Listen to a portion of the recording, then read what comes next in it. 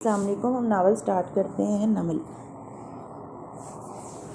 جب زمر گھر آئی تو کمرے میں صوفے پہ ٹانگ جمائے بیٹھا تھا، گھٹنے پہ رکھے لیپ ٹاپ پہ کام کر رہا تھا۔ آہٹ بھی نظر انداز کرتا کام کرتا رہا۔ کل میں جاؤں گی ڈاکٹر توقیر سے ملنے، جیسا کہ ہم نے ڈیسائیڈ کیا تھا۔ وہ پرس اور فائل سائڈ ٹیبل پہ رکھ رہی تھی۔ ابھی کچھ دن ٹھہر جائیں۔ زمر نے تعجب سے اسے دیکھا۔ فارس نیاز بیگ والے واقعے کو 8 دن گزر چکے ہیں۔ اب مزید کتنا انتظار کریں گے؟ اگر تب تک شادی نہ رہا ہوا تو وہ لوگ اسے نہیں ماریں گے۔ اگر مارنا ہوتا تو اوٹی میں مار دیتے۔ یہ آپ نہیں کہا تھا۔ وہ ٹائپ کر رہا تھا۔ مگر جو مقصد انہیں اس سے چاہیے وہ پورا ہو گیا تو وہ اسے زندہ کیوں رکھیں گے؟ وہ ایک سائنسدان ہے، ایک حساس ادارے کا سائنسدان۔ وہ اس سے ہر ممکن کام لیں گے۔ اور چند دن کی تو بات کر رہا ہوں، آگے آپ کا ہی فیصلہ ہوگا۔ وہ تیکھی نظروں سے اسے دیکھنے لگی۔ میرا نہیں خیال کہ اب فیصلے میں کر رہی ہوں۔ فی الحال تو تم ڈیسائیڈ کر رہے ہو کہ کیا کرنا ہے اور کیا نہیں۔ فارس نے ایک نظر اٹھا کر اسے دیکھا۔ پتہ نہیں آپ کیا بولے جا رہی ہیں۔ میں اس لیے کہہ رہا تھا کہ ڈاکٹر توقیر دبئی میں ہے، ذرا دونوں میاں بیوی آ جائیں، پھر ہم ان کو دیکھ لیں گے۔ دونوں میاں بیوی؟ اس کی بیوی کا کیا ذکر؟ اور فارس غازی کی ٹائپ کرتی انگلیاں تھمی۔ ایک دم رک کر اس نے زمر کو دیکھا۔ میرا مطلب تھا ہم دونوں۔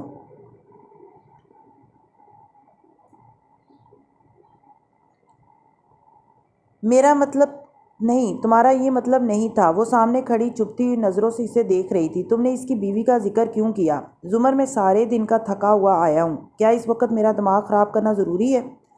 ایک دم غصے سے اکتا کر اٹھا اور لیپ ٹاپ اٹھائے باہر نکل گیا۔ وہ آنکھیں سکیڑ کر اسے جاتے دیکھتی رہی، پھر مڑی تو دیکھا صوفے پہ اس کا والیٹ پڑا تھا۔ زمر نے چند لمحے کے لیے سوچا، پھر والیٹ اٹھایا، اندر جھانکا۔ اس میں پیسے تھے، چند ایک وزٹنگ کارڈز اور ATM کارڈ۔ اس نے وہی نکالا۔ اوپر جعلی حروف میں لکھا تھا، فارس طاہر غازی۔ وہ بڑبڑائی، مجھے تو اس کا پورا نام بھی نہیں معلوم۔ کارڈ واپس رکھ کر اس نے والیٹ وہیں ڈال دیا۔ پھر وہ بیڈ پہ بیٹھی اور سینڈل اتارتے ہوئے سوچنے لگی۔ مجھے اس میں کوئی شک نہیں کہ وہ ایک قاتل ہے، اس میں بھی کوئی شک نہیں کہ وہ شادی کے ساتھ مخلص ہے، مگر اس کے علاوہ میں کیا جانتی ہوں فارس کے بارے میں؟ ایک کم گو، غصے والا اور پراسرار شخص۔ مگر اس سے ہٹ کر فارس غازی کون ہے؟ وہ سوچ میں گم بیٹھی رہی۔ پھر ایک دم وہ اٹھی، نیچے آئی تو فارس نہیں تھا۔ بیرونی برآمدے سے آوازیں آ رہی تھیں۔ وہ ندرت کے ساتھ باہر بیٹھا تھا۔ زمر دبے قدموں سے چلتی بیسمنٹ کی سیڑھیاں اترنے لگی۔ نیچے تہہ خانہ اندھیر پڑا تھا۔ اس نے ایک ہی بتی جلائی تو وہ وسیع کمرہ نیم اندھیر ہو گیا۔ وہاں کونے میں ایک چھوٹے سے کمرے کا دروازہ تھا، جیسے کوئی سٹور وغیرہ ہو۔ فارس نے اس کو شادی کی پہلی رات بتا دیا تھا کہ بیسمنٹ کی چابی وہ اس کو نہیں دے رہا۔ ادھر زرتاشا کی چیزیں پڑی ہیں۔ پھر جب ہنا لوگ ادھر آ کر رہنے لگے تو سامان رکھنے کے لیے اس نے بیسمنٹ کھول دی، مگر یہ کمرہ… زمر اس کے بند دروازے کے سامنے آ ٹھہری۔ اس کی چابی اب بھی اس نے کسی کو نہیں دی تھی۔ کیا رکھتا تھا وہ اس میں؟ اکثر وہ اسے بیسمنٹ سے اوپر آتے دیکھتی تھی۔ بار بار اسے اس کمرے میں جانے کی کیا ضرورت پڑتی تھی؟ زمر نے اس کمرے کا لاک گھمایا۔ وہ مقفل تھا۔ ذرا دھکا دیا، بے سود۔ آپ ادھر کیا کر رہی ہیں؟ آواز تھی کہ سور؟ وہ کرنٹ کھا کر پلٹی۔ نیم اندھیرے میں وہ سیڑھیاں اترتا دکھائی دے رہا تھا۔ چہرے پہ سختی تھی اور آنکھوں میں برہمی۔ تہہ خانے میں اس رات عجیب سی پراسراریت بکھری تھی۔ زمر 2 قدم پیچھے ہٹی، کمر دیوار سے جا لگی۔ وہ قدم قدم چلتا اس طرف آ رہا تھا۔ زمر نے تھوک نگلا۔ سابق ڈسٹرکٹ پراسیکیوٹر کے سارے الفاظ اس اندھیرے کمرے میں کھو گئے تھے۔ میں شادی کی چیزیں دیکھنے آئی تھی۔ وہ اس کے عین سامنے آ رکا، چبھتی نظریں اس کی آنکھوں پہ گاڑی۔ شادی کی چیزیں یا میری؟ ایک دم مزید قریب آیا۔ اس کا دل زور زور سے دھڑکنے لگا، مگر بظاہر گردن کڑا کر بولی، میں جو بھی کروں تم سے مطلب… اور سر جھٹک کر ساتھ سے گزرنے لگی کہ فارس نے اسے دونوں کوہنیوں سے پکڑ کر ایک جھٹکے سے واپس دیوار سے لگایا۔ میں نے آپ کو منع کیا تھا ادھر آنے سے۔ چبا چبا کر اس کو گھورتے وہ بولا تو زمر کی رنگت زرد پڑنے لگی۔ منع کیا تھا یا نہیں کیا تھا؟ اس کے الفاظ اٹکے۔ جنگل کی وہ رات اور اس کا سحر غائب ہو گیا۔ وہ پھر سے اس ریسٹورنٹ میں تھی اور وہ اسے کال پہ کہہ رہا تھا وہ بدصورت اور خوفناک باتیں جو اسے کبھی نہیں بھولتی تھی۔ ایک اس دن اسے فارس سے ڈر لگا تھا اور ایک آج رات اسے ڈر لگ رہا تھا۔ تو پھر شرافت کی زبان آپ کے اس الٹے دماغ کو کیوں سمجھ نہیں آتی؟ ہاں؟ غصے سے بولا تو زمر کی اس پہ جمی آنکھوں میں گویا سانس رکنے کی کیفیت سمونے لگی، مگر وہ کمزور نہیں پڑنا چاہتی تھی۔ ہاں ٹھیک ہے، میں دیکھنے آئی تھی تمہاری چیزیں، پھر کیا کر لو گے تم؟ میں تم سے نہیں ڈرتی۔ اچھا، بند کر کے چلا جاؤں آپ کو اسی کمرے میں 2-4 دن کے لیے؟ ڈرتی تو نہیں ہے آپ؟ اسے کونیوں سے پکڑے جھٹکا سا دیا۔ مجھے مین ہینڈل مت کرو۔ بدعقل اس نے اپنے بازو چھڑانے چاہے، مگر بے سود۔ میری بات کان کھول کر سنے زمر بی بی، پرتپش نظروں سے اسے دیکھتے وہ چبا چبا کر بولا، میں جتنا آپ کا لحاظ کرتا ہوں اتنی آپ بڑھتی جاتی ہیں، کسی دن مجھ سے واقعی اپنا قتل کروا کر رہیں گی، اس لیے آئندہ اگر میں نے کبھی آپ کو اپنی چیزوں کے قریب ہی پھٹکتے دیکھ لیا تو دیکھیے گا کہ کیا حال کرتا ہوں میں آپ کا۔ ابھی جانتی نہیں آپ مجھے۔ جھٹکے سے اسے چھوڑا اور وہ ایک لمحے کے لیے بھی نہ رکی، تیزی سے بھاگتی ہوئی سیڑھیاں چڑھتی گئی۔ ابا اور سیم کے کمرے سے ملحقہ اسٹڈی روم میں آ کر اس نے دروازہ لاک کر لیا، پھر گہرے گہرے سانس لیتی دروازے سے پشت ٹکائے آنکھیں بند کیے کتنی دیر کھڑی رہی۔ تمہیں اسے شادی ہی نہیں کرنی چاہیے تھی زمر، اب بھگتو۔ عادت کے برخلاف اس نے خود کو ملامت کیا۔ کتنی دیر پھر وہ ادھر ہی کھڑی رہی۔ یہ تو طے تھا کہ کل صبح تک وہ واپس کمرے میں نہیں جائے گی۔ آج دوسری دفعہ اسے فارس سے ڈر لگا تھا۔ سعدی یوسف کا وہ کمرہ سجن خاموش پڑا تھا۔ دفتن باتھ روم کا دروازہ کھلا اور وہ باہر آتا دکھائی دیا۔ وہ قدرے لڑکھڑا کر چل رہا تھا۔ بیڈ کا سہارا لیا اور بیٹھا، پھر بند دروازے کو دیکھا، چند لمحے سوچا اور جھک کر سائڈ ٹیبل کا دراز کھولا۔ اندر ایک پیچ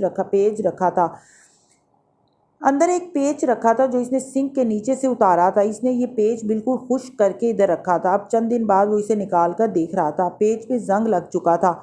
سعدی مسکرایا۔ اس نے اپنی گردن کو چھوا جہاں ہلکا ہلکا سا پسینہ مسلسل آیا رہتا تھا۔ اس کا شک ٹھیک تھا، ہوا نم تھی، کچھ زیادہ ہی نم، اور وہ یقیناً کسی ایسے شہر میں تھا جو سمندر سے قریب تھا۔ اور ہاشم کو لگتا ہے کہ میں بھاگنے کی کوشش نہیں کروں گا تو یہ اس کی بھول ہے۔ پیچ رکھ کر اس نے ٹیک لگائی اور سائڈ ٹیبل سے قرآن اٹھایا۔ چہرے کے زخم اب تقریباً منبل ہو چکے تھے، البتہ وہ پہلے سے کمزور لگتا تھا۔ آج کتنواں روزہ ہے کچھ نہیں معلوم، وہ کتنے سپارے پڑے گا کوئی حساب نہیں۔ کبھی دل چاہتا تو پڑھتا جاتا، کبھی اتنا بیزار اور اداس ہوتا کہ دو دن قرآن نہ کھولتا۔ سب اس وقت کیا کر رہے ہوں گے؟ امی چھوٹے باغیچے والے گھر میں افطاری بنا رہی ہوں گی، کبھی ماموں اور پھوپھو بھی آ جایا کرتے ہوں گے، اور ابا تو اب امی اور حنا کے ساتھ رہتے ہوں گے۔ اس نے بھٹکتے ذہن کو قرآن کے صفحات پر مرکوز کرنا چاہا۔ میں پناہ مانگتا ہوں اللہ کی، دھتکارے ہوئے شیطان سے۔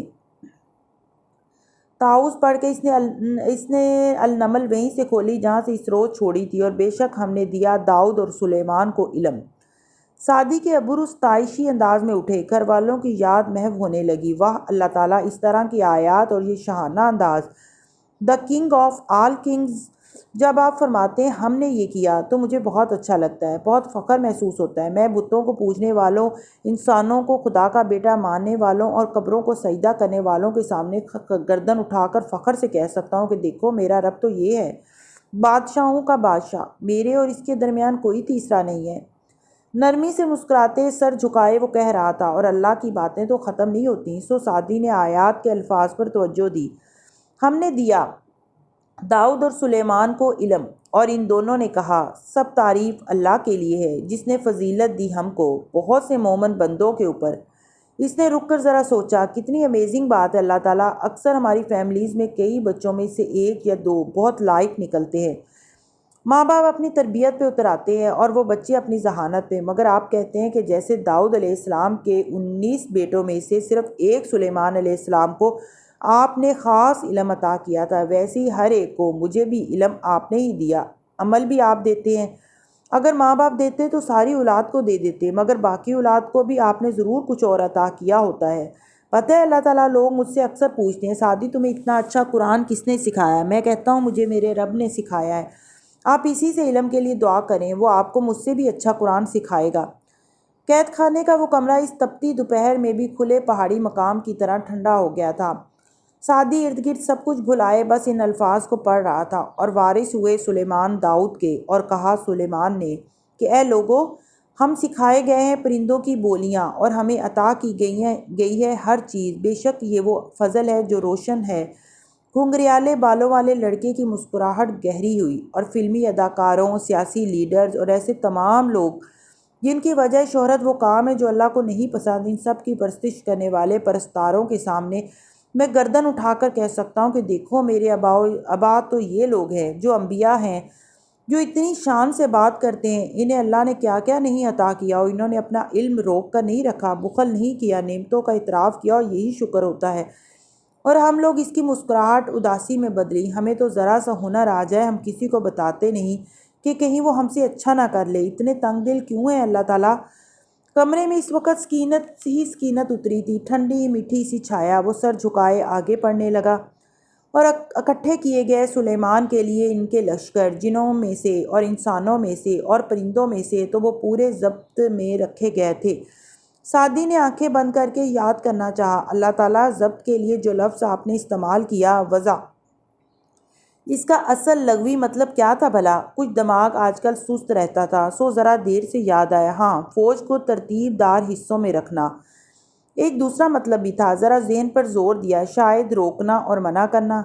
سو بات یہ اللہ تعالیٰ آنکھیں کھول کر وہ ذرا سکون سے اپنی بات سمجھانے لگا کہ جنوں پرندوں کو تو رہنے دیں، صرف انسانوں پر حکمرانی کرنے کے لیے، اپنا راج قائم رکھنے کے لیے، بھلے وہ گھر ہو یا کسی ادارے کا یا پورے ملک کا، ڈسپلن سب سے زیادہ ضروری ہے۔ اور جب اس ڈسپلن کو بھی ڈسپلن کرنا چاہیے، نہ زیادہ روک ٹوک ہو نہ کم، خیر پھر کیا ہو۔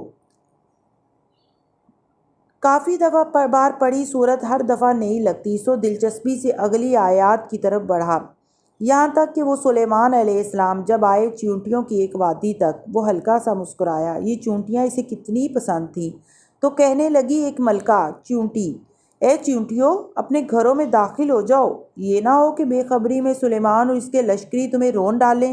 ارے واہ، آج کی آیت اتنی ریگل آ رہی ہیں، اللہ تعالیٰ، میں تو خود کو ایک قیدی محسوس ہی نہیں کر رہا۔ پہلے آپ، پھر سلیمان علیہ السلام، پھر چیونٹی، ہر کسی کی اپنی شان ہے۔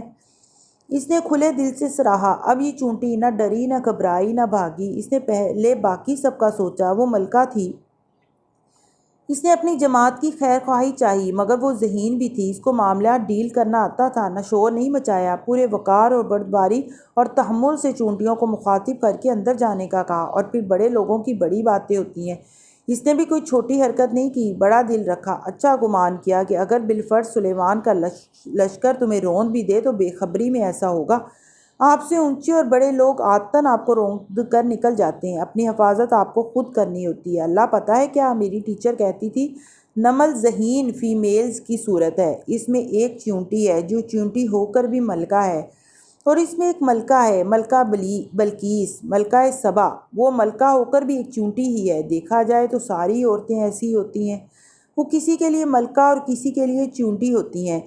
اس ٹھنڈی چھایا والے کمرے میں بیٹھا وہ لڑکا اداسی سے مسکراتے ہوئے بولے جا رہا تھا جب دروازہ کھلا۔ سعدی نے چونک کر سر اٹھایا، مایا اندر داخل ہوئی تو اس کی آنکھوں میں بے پناہ حزن تھا۔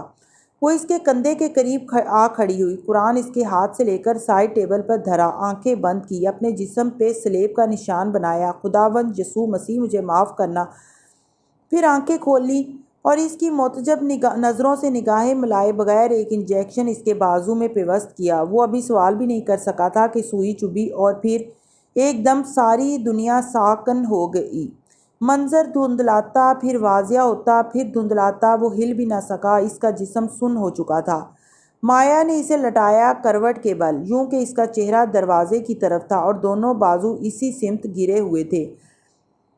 چہرہ شاکڈ اور ساکن تھا، جیسے وہ بت بن گیا ہو، مگر آنکھیں سب دیکھ رہی تھیں۔ مایا سر جھکائے باہر نکلی اور کھلے دروازے سے سعدی کی بے جان آنکھوں نے دیکھا کہ ایک 3 پیس نفیس سوٹ میں ملبوس وجیح اور سمارٹ سا آدمی اندر داخل ہوتا ہے۔ اس کے بال جیل لگا کر پیچھے سیٹ تھے، کلائی کی گھڑی، چمکتے بوٹ، وہ سب دیکھ سکتا تھا۔ کسی نے کرسی لا کر رکھی اور وہ سعدی کے قریب بیٹھا، ٹانگ پہ ٹانگ جمائی، شاہانہ انداز میں کرسی کی پشت پہ بازو پھیلایا۔ Hello again Saadi. ہاشم کی آواز بھاری ہو کر اس کی سماعتوں سے ٹکرا رہی تھی۔ وہ بنا پلک جھپکے نیم مردہ سا پڑا اسے دیکھے گیا۔ کیسے ہو تم؟ اوہ آئی ایم سوری، اس انجیکشن کے لیے، چند گھنٹوں میں تم ٹھیک ہو جاؤ گے۔ میں تم سے ڈرتا نہیں ہوں، بس یہ نہیں چاہتا تھا کہ تم مجھ پہ حملہ کرو، تمہارے زخم ادھڑیں۔ مجھے تمہاری فکر ہے بچے، اور میرا خیال ہے کہ تمہاری فکر صرف مجھے ہی ہے، تبھی تو عید سے کچھ دن پہلے اسپیشل تمہارے پاس آیا ہوں، تمہارا عید کا تحفہ لے کر۔ آواز پورے کمرے میں گونج رہی تھی۔ وہ ٹانگ پہ ٹانگ جمائے بیٹھا، انگلی سے ٹھوڑی مسلتے کہہ رہا تھا، کیا تم میرا شکریہ ادا نہیں کرنا چاہو گے؟ میں نے تمہاری جان بچائی کیونکہ میں سعدی، میں تمہیں بہت پسند کرتا ہوں، اس لیے میں نے سوچا کہ ایک اتنے ذہین اور قابل سائنسدان کو ضائع کیوں ہونے دوں۔ دیکھو، میں نے تمہیں ایک اچھی آفر دی تھی کہ میرے لیے کام کرو، مگر تم نے جواب میں کیا کیا؟ تم نے میرے بھائی کو گالی دی، مگر میں تمہارا ہر قصور معاف کر رہا ہوں، آج سے ہم نئی شروعات کریں گے۔ سعدی اسی طرح بے جان مردہ سا خالی آنکھوں اور مفلوج بدن کے ساتھ اسے دیکھے گیا۔ وہ اب جیب سے ایک بڑا پیکٹ نکال رہا تھا، مگر اس سے پہلے تمہارا عید کا تحفہ۔ پیکٹ سے اس نے ایک لارج فوٹوگراف نکالا۔ تمہیں معلوم ہے تمہاری فیملی شفٹ ہو گئی ہے؟ گیس کرو کدھر؟ میرے گھر کی انیکسی میں۔ تم نے کہا تھا کہ میں ان سے دور رہوں، مگر وہ خود قریب آ گئے ہیں۔ سعدی کی مفلوج آنکھوں میں سرخی سی ابھرنے لگی، مگر وہ ہل نہیں سکتا تھا۔ ہاشم نے تصویر اس کے سامنے کی، لان کا منظر، سارا اور ذکیہ خالہ کے ساتھ افطار کی میز پہ ہاشم امل اور نور کو پیار کر رہا تھا۔ یہ تصویریں اس دن اس کے حکم پہ فیونا نے لی تھیں۔ دیکھو تمہاری باس بھی عرصے بعد تمہارے گھر آ گئی۔ میں بھی کچھ دیر بیٹھا ان کے ساتھ، وہ سب یوں باتیں کر رہے تھے جیسے تم مر چکے ہو۔ مفلوج پڑے سعدی کا دل مفلوج نہیں تھا اور وہ بری طرح ڈوبا تھا۔ سارا خالہ نے کسی کو نہیں بتایا؟ ہاشم نے تصویر اچھال دی، وہ سعدی سے ٹکرا کر فرش پہ گری۔ اس نے دوسری تصویر سامنے کی، رات کا منظر، انیکسی کے سامنے کھڑے بات کرتے شیرو اور زمر۔ معاف کرنا، مگر کہیں یہ تمہاری ڈیئر زمر تو نہیں ہے جو اس وقت شیرو سے اتنے دوستانہ انداز میں بات کر رہی ہے؟ شیرو وہی ہے نا جس نے تم پہ گولی چلائی تھی؟ مگر زمر اور فارغ کو فکر نہیں ہے اس بات کی۔ ویسے بھی نیاز بے ایک نامی کرائے کا گنڈا پکڑا جا چکا ہے اور اس نے تمہارے قتل کا اعتراف بھی کر لیا ہے۔ اب سب تمہیں رو کر چپ بھی ہو گئے ہیں۔ اور ہاں، زمر کی جاب چلی گئی اور آج کل وہ بھی اپنی جاب کے لیے فارس کی طرح مصروف ہے۔ وہ تصویر بھی پھینک کر بھیک کی طرح سامنے پھینکی اور ایک اور تصویر نکالی۔ انیکسی کے بیرونی زینے پہ خاموش اور اداس بیٹھی حنین، تمہاری بہن، بس وہی اکیلی رہ گئی۔ مگر فکر مت کرو، مجھے اندازہ ہے کہ تمہاری بہن کو مجھ پہ سیکرٹ قسم کا کرش ہے، سو ہم اچھے دوست بن گئے، وہ کہہ رہا تھا، اور سعدی کی آنکھوں میں سرخ خراشیں ابھر رہی تھیں۔ اس نے پورا زور لگا کر اٹھنے کی کوشش کی، مگر جسم ہلکے سے ہلنے سے قاصر تھا۔ کیا مرنا ایسا ہوتا ہے؟ اب وہ بیچاری مجھے دن رات میسج کرتی ہے، اور تمہیں پتہ ہے میں اب کیا کروں گا؟ کسی رات جب فارس گھر نہیں ہوگا تو میں اسے اپنے پاس بلاؤں گا۔ جو بھی بہانہ کروں گا وہ معصوم بچی مان لے گی۔ تمہیں پتہ ہے نا میرا کمرہ اس کے کتنے قریب ہے؟ سو میں کوشش کروں گا کہ اس ایونٹ کی بھی تصویریں لوں، مگر تمہیں برا لگے گا، اس لیے اگر تم چاہتے ہو کہ میں ایسا نہ کروں تو آج سے ہم نئی شروعات کریں گے۔ تمہارے گھر والے تمہیں بھول چکے ہیں، کوئی ثبوت میں نے نہیں چھوڑا اپنے خلاف، اور ہاں تمہاری بہن نے تو وہ فلیش بھی میرے حوالے کر دی جس میں میری فائلز تھیں۔ سو تم ان لوگوں کو بھول جاؤ سعدی، تمہاری فیملی اب میں ہوں اور میرا کاروبار اب تم بنو گے۔ وہ اٹھا اور قدم قدم چلتا اس کے قریب آ کھڑا ہوا۔ میں نے تمہیں اس لیے بچایا کیونکہ تم مجھے اچھے لگتے ہو، لیکن تم پہ اتنی انویسٹمنٹ میں مفت میں نہیں کر رہا، اس لیے آج سے تم میرے لیے کام کرو گے، اور اگر تم نے ایسا نہ کیا تو تمہاری بہن کے ساتھ میں کیا کر سکتا ہوں؟ ایکچولی مجھے واضح کرنے کی ضرورت نہیں ہے۔ کہیں کوئی بزر سی بجی تھی۔ سعدی کی مفلوج آنکھوں نے دیکھا وہ جیب سے سیل فون نکال رہا تھا، پھر مسکرایا۔ نائس ٹائمنگ، پاکستان سے ہے اور وہ بھی تمہاری بہن کا۔ میں اس سے بات کرتا ہوں، تب تک تم میری بات پہ غور کرو۔ پھر فون کان سے لگایا، خوشگوار سے انداز میں بولا، ہیلو حنین، کیسی ہو؟ اسپیکر آن کر دیا۔ کمرے میں حنین کی آواز گونجی، میں ٹھیک، آپ باہر گئے ہوئے ہیں؟ میں انڈیا ہوں، ایک پرانے دوست سے ملنے۔ مفلوج لیٹے سعدی کا تنفس تیز ہونے لگا، اس کی آنکھیں پانی سے بھرنے لگیں۔ اچھا، وہ مجھے پوچھنا تھا، وہ اجلت میں لگ رہی تھی، آپ نے وہ فلیش کھول لی؟ ارے ہاں، وہ خاور نے کھول ہی لی، شکریہ، تمہاری وجہ سے میرے اتنے قیمتی ڈاکومنٹس محفوظ رہے۔ دوسری طرف خاموشی چھا گئی۔ کون سے ڈاکومنٹس تھے اندر؟ میرے آفس کی فائلز تھیں۔ وہ پھر چپ ہوئی۔ آپ مجھے وہ فلیش واپس کر سکتے ہیں؟ وہ بھائی کی چیز تھی، میں اسے بھائی کی یاد کے طور پر رکھنا چاہتی ہوں۔ وہ رکا۔ اچھا، میں تمہیں پرنٹ شدہ ڈاکومنٹس بھیج دوں گا واپس آ کر، یا پھر ذرا رکا، تم کسی دن آ کر میرے کمرے سے لے جانا۔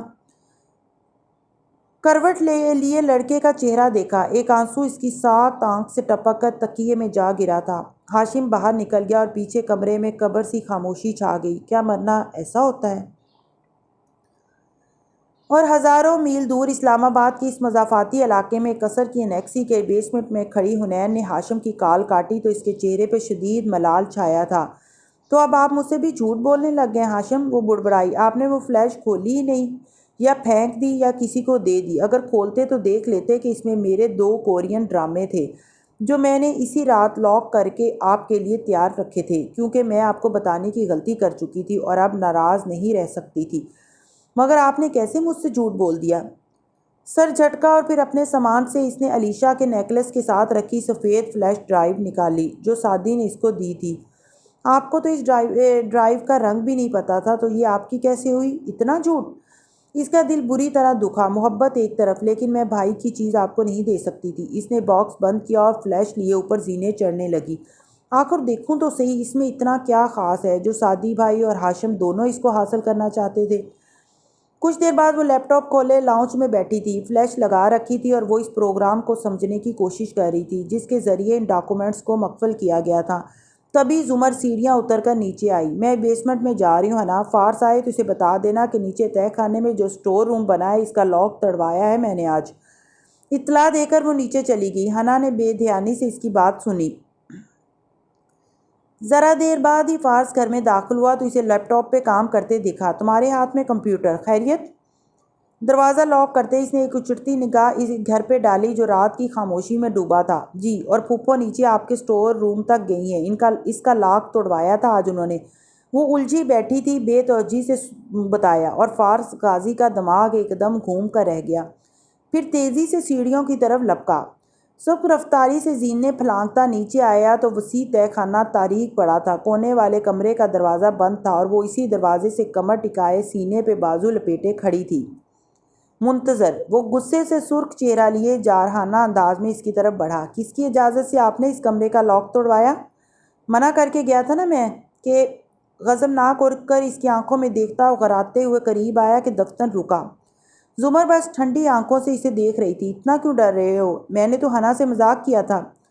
فارس نے بے اختیار ہو کر دروازے کو دیکھا اور لاک تھا۔ اس نے گہری سانس لی۔ وہ اس کو اکسا رہی تھی۔ کیا چاہتی آپ؟ پلیز اپنا غصہ مجھ پر ضائع مت کرنا، کیونکہ نہ میں تم سے ڈرتی ہوں اور نہ میں کبھی اس کمرے کا لاک توڑواؤں گی، بلکہ تم مجھے خود یہ کمرہ کھول کر دکھاؤ گے۔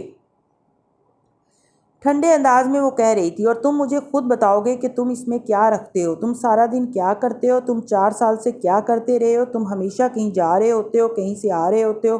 تم نے شادی سے پہلے میں نے اس ریسٹورنٹ میں آ کر تم سے صرف سچ بولا تھا۔ دشمنی اپنی جگہ، دیانتداری اپنی جگہ، سو اب سچ بولنے کی باری تمہاری ہے۔ وہ کچھ دیر لب بھینچے برہمی سے اسے دیکھتا رہا۔ ڈرتا نہیں ہوں میں آپ سے، صرف اس لیے اپنی کچھ چیزیں الگ رکھتا ہوں کیونکہ آپ دیکھیں گی تو میرے ساتھ کام نہیں کریں گی۔ زمر 2 قدم آگے آئی، تیکھی نظریں اس کی آنکھوں میں گاڑی۔ فارس، جیسے ہم نے نیاز بے کو گھیرا ویسے ہی سرمد شاہ کو بھی گھیر لیں گے، اور آہستہ آہستہ سعدی کے ایک ایک مجرم کو۔ مجھے کم از کم سعدی کے معاملے میں تم پہ اعتبار ہے، لیکن میں صرف اتنا جاننا چاہتی ہوں کہ فارس طاہر غازی کون ہے۔ کم از کم مجھے معلوم ہونا چاہیے کہ میں کس کے ساتھ کام کر رہی ہوں۔ فارس نے گہری سانس لی اور پھر جیب سے چابیوں کا گچھا نکالتا اس کمرے کے دروازے تک آیا۔ ایک چابی لاک میں گھمائی اور پھر دروازہ کھول دیا۔ ابھی تو دل میں ہے جو کچھ بیان کرنا ہے، یہ بعد میں صحیح کس بات سے مکرنا ہے۔ دروازہ کھلا تو تاریک سا کمرہ سامنے آیا۔ فارس نے سوئچ پر ہاتھ مارا، بتیاں روشن ہوئیں اور چوکھٹ پہ کھڑی زمر کی آنکھوں میں تحیر اتر آیا۔ وہ قدم قدم چلتی آگے آئی اور گردن گھما کر دیکھا، گو کہ اس نے کسی ایسے ہی منظر کی توقع کی تھی، مگر اس کا حجم اتنا زیادہ ہوگا یہ اسے اندازہ نہیں تھا۔ اس کمرے میں کاغذ تھے، بے تحاشا کاغذ۔ 3 دیواریں کاغذوں سے بھری ہوئی تھیں، نوٹس، تصاویر، اخبار کے تراشے اوپر نیچے چپکے تھے۔ اسٹڈی ٹیبل پہ لیمپ کے ساتھ کچھ فائلز دھری تھیں اور کچھ جدید آلات، 2 مزید لیپ ٹاپس۔ زمر نے چہرہ فارس کی طرف موڑا تو وہ اسی طرح اسے دیکھ رہا تھا۔ یہ کیا ہے جو میں کرتا ہوں پچھلے 4 سال سے؟ زمر کی نظریں پھر سے کاغذوں سے ڈھکی دیوار تک گئیں۔ وہاں بہت سے لوگوں کی تصویریں لگی تھیں۔ کچھ کو تو وہ پہچانتی، جسٹس سکندر، فارس کے کیس کا جج، ASP سرمد شاہ، وارث غازی کا باس الیاس فاطمی، ڈاکٹر توقیر بخاری جنہوں نے سعدی کا آپریشن کیا تھا کی بیوی ڈاکٹر ایمن بخاری، اور بھی کچھ لوگ جن کو وہ نہیں پہچانتی تھی۔ وہ ڈاکٹر ایمن کی تصویر پہ نظریں مرکوز کیے آگے آئی۔ تو تم واقعی ڈاکٹر توقیر کی بیوی کو جانتے تھے؟ وہ تمہاری… اس نے تصویر کے اوپر نیچے لگے کاغذوں پہ نظر دوڑائی۔ وہ تمہاری سائیکیٹرسٹ تھی۔ فارس خاموش رہا۔ اس نے کورٹ میں بیان دیا تھا کہ تم نے اس کے سامنے اعتراف جرم کیا ہے، اور یہ سب وہ لوگ ہیں جنہوں نے تمہیں جیل بھجوایا اور جیل سے نکلنے نہیں دیا۔ وہ اوپر سے نیچے تک ان دیواروں کو دیکھتے ہوئے کہہ رہی تھی، تم واقعی 4 سال سے فارغ نہیں بیٹھے تھے؟ زمر کہتے کہتے چونکی۔ تم انتقام پلان کر رہے تھے۔ فارس طاہر غازی نے اس بات میں سر کو خم دیا۔ اب وہ چوکھٹ سے ٹیک لگائے بازو سینے پہ لپیٹے کھڑا تھا۔ اور یہ لوگ؟ وہ ایک دوسری دیوار پہ چسپاں کاغذ دیکھنے لگی۔ یہ کون ہیں؟ جیل کے ساتھی؟ زومر نے چمبے سے ان تصاویر کو دیکھا۔ یہ وہ کرمنلز ہیں جن کو جیل میں جب کسی سے لڑنا ہوتا یا کام نکلوانا ہوتا یہ تمہیں آگے لگا دیتے۔ یہ تمہارے غصے اور جارحیت کو استعمال کرتے تھے، مگر یہ لوگ، ان کا تمہارے اس انتقام سے کیا تعلق؟ آپ کو کس نے کہا کہ یہ مجھے استعمال کرتے تھے؟ وہ تلخی سے مسکرایا تو زمر چونک کر اسے دیکھنے لگی۔ زمر بی بی، کسی نے ایک دفعہ مجھے کہا تھا کہ تمہاری کمزوری تمہارا غصہ ہے، سو اپنی کمزوری کو اپنی طاقت بنا لو۔ میں نے اتنے سال یہی کیا ہے۔ آپ کو کیا لگتا ہے اتنا بیوقوف ہوں میں کہ بنا سوچے سمجھے پرائے پھڈوں میں کود پڑوں گا؟ وہ بالکل ٹھہر کر اسے دیکھنے لگی۔ ذہن میں جھماکا سا ہوا۔ انہوں نے تمہیں استعمال نہیں کیا بلکہ تم نے ان کو استعمال کیا۔ اوہ! لب بے اختیار سکڑے۔ اسے کچھ سمجھ آنے لگا تھا۔ میں نے جیل میں 4 سال ان کرمنلز، اسمگلرز، کرائے کے قاتلوں اور ڈرگ ڈیلرز کے ساتھ تعلقات بنائے ہیں، ان کے مسئلے سلجھائے، ان پر احسان کیے، ان کی کمزوریاں بھی جانی اور ان کی طاقت بھی، تاکہ وقت پڑنے پر ان دونوں کو استعمال کر سکوں۔ میں ایک بڑے تالاب میں تھا جس میں گندی مچھلیاں تھیں۔ مجھے باہر کے مگر مچھوں سے لڑنے کے لیے ان کی مدد چاہیے تھی۔ چوکھٹ سے ٹیک لگائے کھڑے فارس نے زخمی مسکراہٹ کے ساتھ اسے دیکھا۔ جب جیل گیا تھا تو اکیلا تھا، جب جیل سے باہر آیا ہوں تو بہت سے کانٹیکٹس میرے پاس ہیں، اور وہ اب سب تمہیں تمہارے انتقام میں مدد دیں گے۔ بالکل۔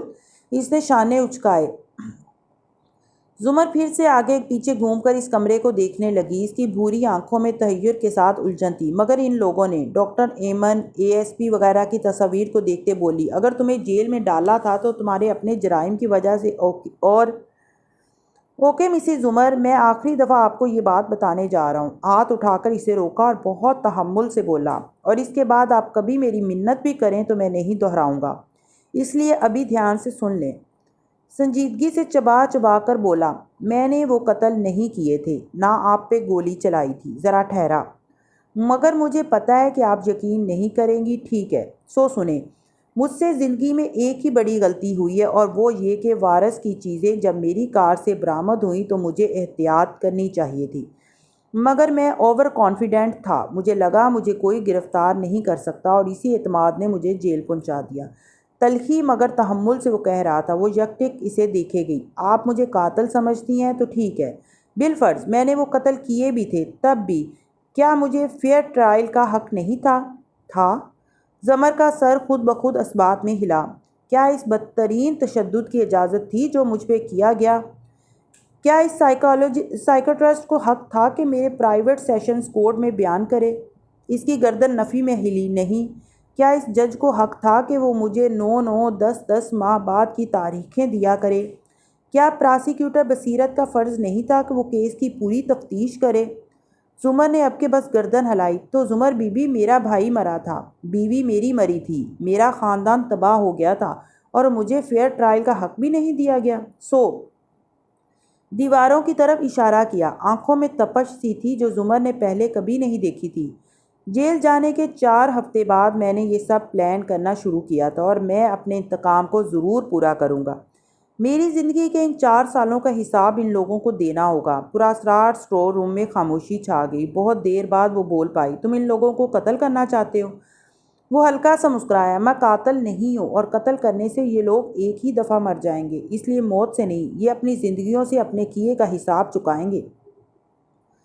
زمر نے گہری سانس لی اور اسٹڈی ٹیبل کی کرسی کھینچ کر بیٹھی۔ وہ گہری سوچ میں دکھائی دیتی تھی۔ تمہیں جیل سے نکلے 2.5 ماہ سے اوپر ہو چکے ہیں، مگر یہ لوگ تو آزاد ہیں۔ میرا مطلب ہے تم نے ابھی تک کچھ کیا کیوں نہیں؟ تم کس چیز کا انتظار کر رہے تھے؟ اس نے دوسری کرسی کھینچی اور سامنے بیٹھا۔ 2 چیزیں۔ اب کے قدرے نرمی سے بتانے لگا۔ پہلی، مجھے فنانشلی اسٹرانگ ہونا تھا، پیسہ چاہیے تھا۔ امی نے ایک فلیٹ چھوڑا تھا میرے نام لاہور میں، اس کو بیچنا تھا، اسی میں لگا تھا۔ اور دوسرا، مجھے ابھی یہ جاننا تھا کہ ان سب لوگوں کو چلانے والا کون ہے، کون ان کو حکم دے رہا تھا۔ آپ بے شک یہی سمجھ لیں کہ میں نے وہ قتل کیے تھے، تو پھر کون ہے میرا دشمن جس نے مجھے جیل بھجوایا اور باہر نہیں نکلنے دیا؟ اتنا بیوقوف تو نہیں ہونا میں کہ ایسے ثبوت اپنی کار میں چھوڑوں گا۔ زمر نے اس بات میں گردن ہلائی۔ کسی نے تو مجھے ایسے پھنسایا تھا نا کہ میں باہر نہ نکل سکوں۔ زمر نے پھر ہاں میں گردن ہلائی۔ اسے پہلی دفعہ اپنا آپ فارس کی ٹیچر جیسا نہیں، اس کی اسٹوڈنٹ جیسا لگ رہا تھا۔ پھر کیا تمہیں معلوم ہو سکا؟ فارس نے سچائی سے نفی میں سر ہلایا۔ نہیں، اگر آپ غور کریں تو یہ تمام لوگ جو مجھے جیل برت کرنے میں ملوث تھے، وہی لوگ سعدی کی گمشدگی سے جڑے ہیں۔ جب وہ ہسپتال لے جایا گیا تو ڈاکٹر بخاری کی اس دن ڈیوٹی نہیں تھی، مگر ان لوگوں کو معلوم تھا کہ اس ہسپتال میں ان کے کام کا بندہ کون ہے۔ اس کی بیوی کو پہلے استعمال کر چکے تھے، سو انہوں نے ڈاکٹر بخاری کو ہسپتال بھیجا۔ وہ آیا اور اپنا کام دکھا دیا۔ اگر مجھے اس وقت معلوم ہوتا کہ یہ ڈاکٹر ایمن کا شوہر ہے تو میں بے بسی اور غصے سے اس نے کچھ سخت کہنا چاہا، مگر سر جھٹک کر رہ گیا۔ وہ اسی طرح اسے دیکھے گئی۔ کیا سعدی کو یہ سب معلوم تھا؟ نہیں۔ فارس گردن موڑ کر ان کاغذوں کو دیکھتے بولا، وہ ایک دن صبح کے وقت آیا تو میں نے اس کمرے کو لاک کر دیا اور خود باہر والی ٹیبل کے ساتھ جا کھڑا ہوا۔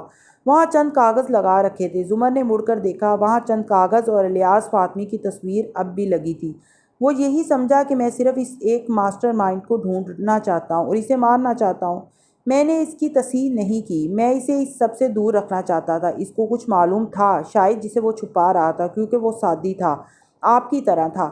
سمر نے چونک کر اسے دیکھا۔ آپ دونوں ایک ہی جیسے ہیں، اسٹریٹ فارورڈ۔ مجھے پتا ہے کہ اس نے مجرم تک پہنچ کر کیا کیا ہوگا۔ سر جھٹکا۔ ان لوگوں کو کنفرنٹ کیا ہوگا، دو چار نصیحتیں جھاڑ آیا ہوگا اور ارادہ ہوگا کہ سب کو اپنا کارنامہ بتا کر کہے فلاں فلاں ملوث ہے اس میں، اس کے خلاف مقدمہ درج کراتے ہیں اور یوں ہمیں انصاف مل جائے گا۔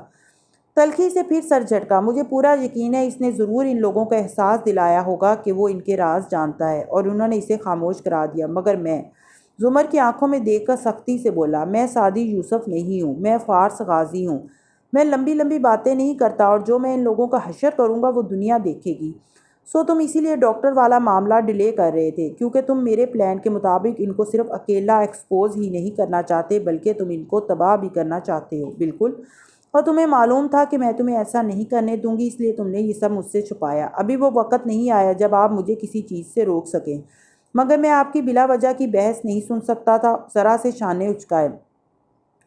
اسی لیے پہلے تم نے مجھے اعتماد میں لیا اور پھر آہستہ آہستہ سارا کنٹرول میرے ہاتھ سے لینے لگے، اور جب مجھے شک ہوا تم نے مجھے غصے میں ڈال دیا۔ ایکچولی فارس، وہ سر ہلاتے ہوئے سمجھنے والے انداز میں کہنے لگی، میں نے تمہیں کبھی حنا یا ندرت بھابھی یا سعدی پہ غصہ کرتے نہیں دیکھا، کبھی ابا سے بھی غصے سے بات نہیں کی، صداقت کو بھی نہیں جھاڑا۔ سو میں تمہیں بتاؤں مجھے کیا لگتا ہے؟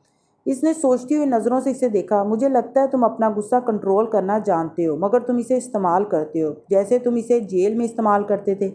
تم اتنے غصہ ور ہو نہیں جتنا خود کو ظاہر کرتے ہو، تاکہ لوگ تمہیں کمزور اور جذباتی سمجھے اور تم اپنا کام کر جاؤ۔ اور تم نے دیکھا وہ اے ایس پی تم سے قطعاً خوفزدہ نہیں ہے جتنا وہ مجھ سے جھجکتا ہے۔ وہ ہلکا سا مسکرایا۔ تو آپ اتنے دن سے مجھے اسٹڈی کر رہی تھیں، واٹ ایور۔ اس نے شانے اچکائے، پھر اٹھ کر کاغذوں سے بھری دیوار کے سامنے جا کھڑی ہوئی۔ تو اب تم چاہتے ہو کہ ہم ان لوگوں کو صرف استعمال ہی نہ کریں بلکہ ان کو سزا بھی دیں۔ میں یہ کام اکیلے کر سکتا ہوں، آپ نہ شامل ہوں تو آپ کی مرضی۔ ہاں تم بہت کچھ کر سکتے ہو، مجھے اندازہ ہو رہا ہے۔ اس نے اس بات میں سر ہلایا۔ تو پھر آپ میرا ساتھ دیں گی؟ وہ بغور اسے دیکھ رہا تھا۔ زمر دیوار کو دیکھتی رہی۔ اگر تم سعدی کو واپس لے آؤ تو میں سب کچھ کرنے پہ تیار ہوں، اس نے خود کو کہتے سنا۔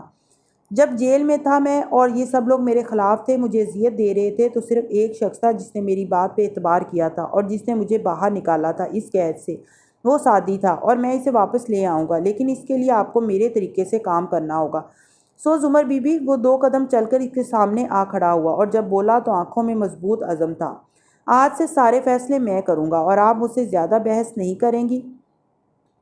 چند لمحے زمر اس کی آنکھوں میں دیکھتی رہی۔ ٹھیک ہے، مگر ایک آخری سوال۔ اور پھر وہ زخمی سا مسکرائی۔ تمہارے ان سارے مجرموں میں میری تصویر کدھر لگی ہے؟ آخر تمہیں جیل تو میں نے بھیجا تھا نا؟ فارس کی گردن میں گلٹی سی ڈوب کر ابھری۔ میرا نمبر ان میں کون سا ہے؟ کب آئے گی میری باری؟ وہ چند ثانیے کچھ کہہ کر نہیں پایا۔ جیسا کہ آپ نے خود کہا تھا، جب سعدی مل جائے گا تب آپ مجھ سے اپنا حساب لیں گی، سو میں بھی تبھی آپ سے حساب لوں گا۔ اور اس نے صرف اپنی انا کے باعث وہ کہا جو اس نے کبھی سوچا بھی نہ تھا، اور وہ اس بات سے بے خبر کہ یہ وہ عورت ہے جسے وہ 1000 دفعہ بھی معاف کر سکتا ہے۔ سر ہلا کر گہری سانس لیتے بولی، ٹھیک ہے، میں تب تک تمہارے ساتھ ہوں جب تک سعدی نہیں مل جاتا، مگر آج سے میں ہر جگہ تمہارے ساتھ جاؤں گی۔ آپ کو مجھ پہ اعتبار نہیں ہے؟ نہیں، میں دیکھنا چاہتی ہوں کہ تم کیسے کام کرتے ہو۔ کل کو جب تم مجھ سے اپنا حساب لو تو کم از کم مجھے تمہارے طریقوں کا علم تو ہونا چاہیے۔ وہ قطعیت سے کہتی مڑ گئی۔ فارس خاموشی سے اسے سیڑھیاں چڑھتے دیکھتا رہا۔ تہہ خانے میں یکدم اداسی چھا گئی تھی۔ ان سے سینکڑوں ہزاروں میل دور اس کمرے میں مقید سعدی یوسف بیڈ پہ ٹیک لگا کر بیٹھا تھا۔ اس کے ہاتھ میں 3 تصویریں تھیں، جبکہ وہ بار بار اوپر نیچے کر کے دیکھ رہا تھا۔ ہاشم اپنا زہر اگل کر جا چکا تھا اور سعدی کا سن کرتا جسم بھی آہستہ آہستہ نارمل ہو چکا تھا۔ ڈاکٹر سارا نے کسی کو نہیں بتایا تھا، وہ یاسیت سے سوچ رہا تھا۔ اس نے اپنا پین ایک غلط شخص کے ہاتھ میں دے دیا۔ اسے ہمیشہ سے معلوم تھا وہ کتنی بزدل اور ڈری سہمی ہے، مگر یہ سب بنا سوچے سمجھے ہوا۔ اس کی زندگی کی دوسری بڑی غلطی زمر اور حنا سے جھوٹ بولنا تھی کہ وہ کسی سائنسدان سے ملنے جا رہا ہے، اور پہلی بڑی غلطی سارا پہ اعتبار کرنا تھی۔ مسلسل تصویریں شفل کرتے زمر اور نوشیروہ کی تصویر اوپر لایا۔ آنکھوں میں سرخی سی دوڑنے لگی۔ حنین کی تصویر اوپر آئی تو دماغ پھٹنے لگا۔ اس نے آنکھیں بند کر کے گہرے سانس لیے خود کو نارمل کرنے کی کوشش کی۔ تبھی دروازہ کھول کر میری انجیو اندر داخل ہوئی۔ اس کے قریب آ کر اسپاٹ سا بولی، مجھے ذرا کام ہے، مایا ابھی آتی ہوگی، تمہاری پٹی دیکھے گی، زیادہ ہوشیاری مت دکھانا۔ مایا اچھی ہے، بہت اچھی، مگر اسے استعمال کرنے کی کوشش مت کرنا۔ وہ سر جھکائے تصویریں الٹ پلٹ کرتا رہا۔ اس کی بات گویا انسنی کی۔ وہ چلی گئی تو مایا اندر آئی۔ نرس بھی ساتھ ہی آیا، مگر مایا نے ایک دم اسے مخاطب کیا، وہ میرا بلیک بیگ داخلی دروازے کے قریب رہ گیا، ذرا لیتے آؤ۔ وہ سر ہلا کر باہر گیا تو مایا تیزی سے اس کی طرف آئی، بے چینی سے اس کو دیکھا۔ سنو، میری انجیو گھر پہ نہیں ہے اور میں ابھی بس سیدھی بازار جاؤں گی۔ کاردر صاحب کا آدمی بازار کے اندر میرے ساتھ نہیں جائے گا۔ تم مجھے اپنی فیملی کا کوئی نمبر دو، میں ان کو کال کر کے اطلاع کر دوں گی کہ تم کہاں ہو۔ وہ جلدی جلدی بول رہی تھی۔ سعدی نے گویا نہیں سنا، بس انہی تصویروں کو دیکھتا رہا۔ تم سن رہے ہو؟ وہ جھنجھلائی اور اس کا کندھا ہلایا۔ سعدی، مجھے کوئی کانٹیکٹ نمبر دو جہاں میں فون کر سکوں تاکہ تم ان کے پاس واپس جا سکو۔ سعدی نے اس کے یوں ہلانے پر آنکھیں اٹھا کر اجنبی نظروں سے اسے دیکھا۔ میری کوئی فیملی نہیں ہے، نہ مجھے کسی کے پاس واپس جانا ہے۔ مایا دھک سے رہ گئی، پھر اس کی شفاف آنکھوں میں بے پناہ دکھ ابھرا۔ ایسے مت کہو، تمہاری فیملی تمہاری منتظر ہوگی۔ میں نے کہا نا میری کوئی فیملی نہیں ہے۔ اس نے وہ تصویریں اکٹھی کیں اور شڑپ سے پھاڑی، پھر اکٹھی کر کے دوبارہ پھاڑی اور دروازے کی طرف اچھال دیں۔ تبھی نرس واپس اندر داخل ہوا۔ سارے پرزے اس کے قدموں میں گر گئے۔ مایا اب کچھ نہیں کہہ سکتی تھی، مگر آنکھوں میں بے پناہ تکلیف و کرب لیے وہ نرس کو ہدایت دینے لگی۔ اس رات انیکسی میں خاموشی چھائی تھی۔ سیم اور ابا اپنے کمرے میں سونے جا چکے تھے۔ فارس گھر پہ نہیں تھا۔ ندرت کو آج ذکیہ خالہ بہت اصرار سے اپنی طرف لے گئی تھیں۔ ایسے میں حنین اکیلی لاؤنج کے صوفے پہ لیٹی تھی۔ ٹی وی مدھم آواز میں چل رہا تھا، مگر وہ چھت کو تکتی سوچے جا رہی تھی، ہاشم کے جھوٹ کے بارے میں، فلیش کے بارے میں جسے وہ کھول نہیں سکی تھی، ہاشم سے بات نہ کرنے کے بارے میں۔ تبھی میز پر رکھا فون بجنے لگا۔ حنین نے سست روی سے گردن موڑی۔ ہاشم کی کال آ رہی تھی۔ اسی پل دروازہ کھلا اور اس نے فارس کو اندر آتے دیکھا۔ وہ موبائل اٹھانے کے لیے ہاتھ بھی نہ بڑھا سکی۔ کس کا فون ہے؟ وہ اس کے سر پہ پہنچ گیا تھا۔ وہ بس یک ٹک گردن اٹھائے اس کا چہرہ دیکھنے لگی۔ حنین، میں پوچھ رہا ہوں اس وقت کس کا فون آ رہا ہے؟ وہ غصے سے پوچھ رہا تھا اور حنین کا پورا وجود سن تھا۔ دل نے ساتھ چھوڑ دیا، جسم سے جان نکل رہی تھی۔ فارس نے فون اٹھا لیا تھا، اب وہ سب جان جائے گا۔ کرنٹ کھا کر جیسے اس کی آنکھ کھلی اور وہ ایک جھٹکے سے اٹھ بیٹھی۔ پورا جسم پسینے میں ڈوبا تھا، ادھر ادھر گردن گھمائی وہ اکیلی تھی۔ ٹی وی ہنوز چل رہا تھا، موبائل ہاتھ میں تھا۔ وہ کب سوئی پتہ ہی نہیں چلا۔ پہلے اس نے موبائل دیکھا، کوئی کال نہیں تھی اور وہ خواب تھا۔ آہٹ پہ چونکی۔ فارس دروازے سے اندر داخل ہو رہا تھا۔ وہ اسی طرح متوجہ سی بیٹھی تھی۔ اس نے لاک لگایا اور قدم قدم چلتا قریب آیا۔ حنا کو دیکھ کر آنکھوں میں استجاب ابھرا۔ ادھر کیوں سو رہی ہو؟ وہ امی ذکیہ نانی کی طرف گئی ہیں نا، تو میں اکیلی تھی۔ ہاں، انہوں نے مجھے بتایا تھا۔ تو تم اکیلی کیوں ہو؟ سیم کو اپنے ساتھ سلانا تھا۔ ایک نظر ابا کے کمرے کے بند دروازے کو دیکھا۔ اچھا، اب ادھر مت سو، صبح ملازم لڑکا آتا ہے، اس کے لیے دروازہ کھولنا ہوتا ہے۔ شاباش، اٹھو، اوپر ہمارے کمرے میں آ جاؤ۔ ساتھ ہی اسے اٹھنے کا اشارہ کیا۔ وہ تھکا ہوا لگ رہا تھا، مگر آنکھوں میں حنا کے لیے بے حد نرمی تھی۔ حنین کی آنکھیں ڈبڈبا گئیں۔ وہ ایک دم اٹھی اور اس کے بازو کے گرد ہاتھ لپیٹ کر اس کے کندھے سے ماتھا ٹکا دیا۔ ماموں، میں آپ کو کبھی نہیں کھونا چاہتی۔ میں نے بہت برا خواب دیکھا، میں آپ کو کھونے والی تھی۔ آنسو ٹپ ٹپ اس کی آنکھوں سے بہہ رہے تھے۔ میں آپ سے بہت محبت کرتی ہوں، بہت زیادہ۔ فارس نے گہری سانس لی۔ نہیں حنا، میں تمہیں اس وقت کچھ کھلانے باہر نہیں لے جا سکتا۔ روتے روتے حنا نے ناراضگی سے چہرہ اٹھایا۔ دنیا میں کھانے سے بڑے مسائل بھی ہو سکتے ہیں، مثلاً۔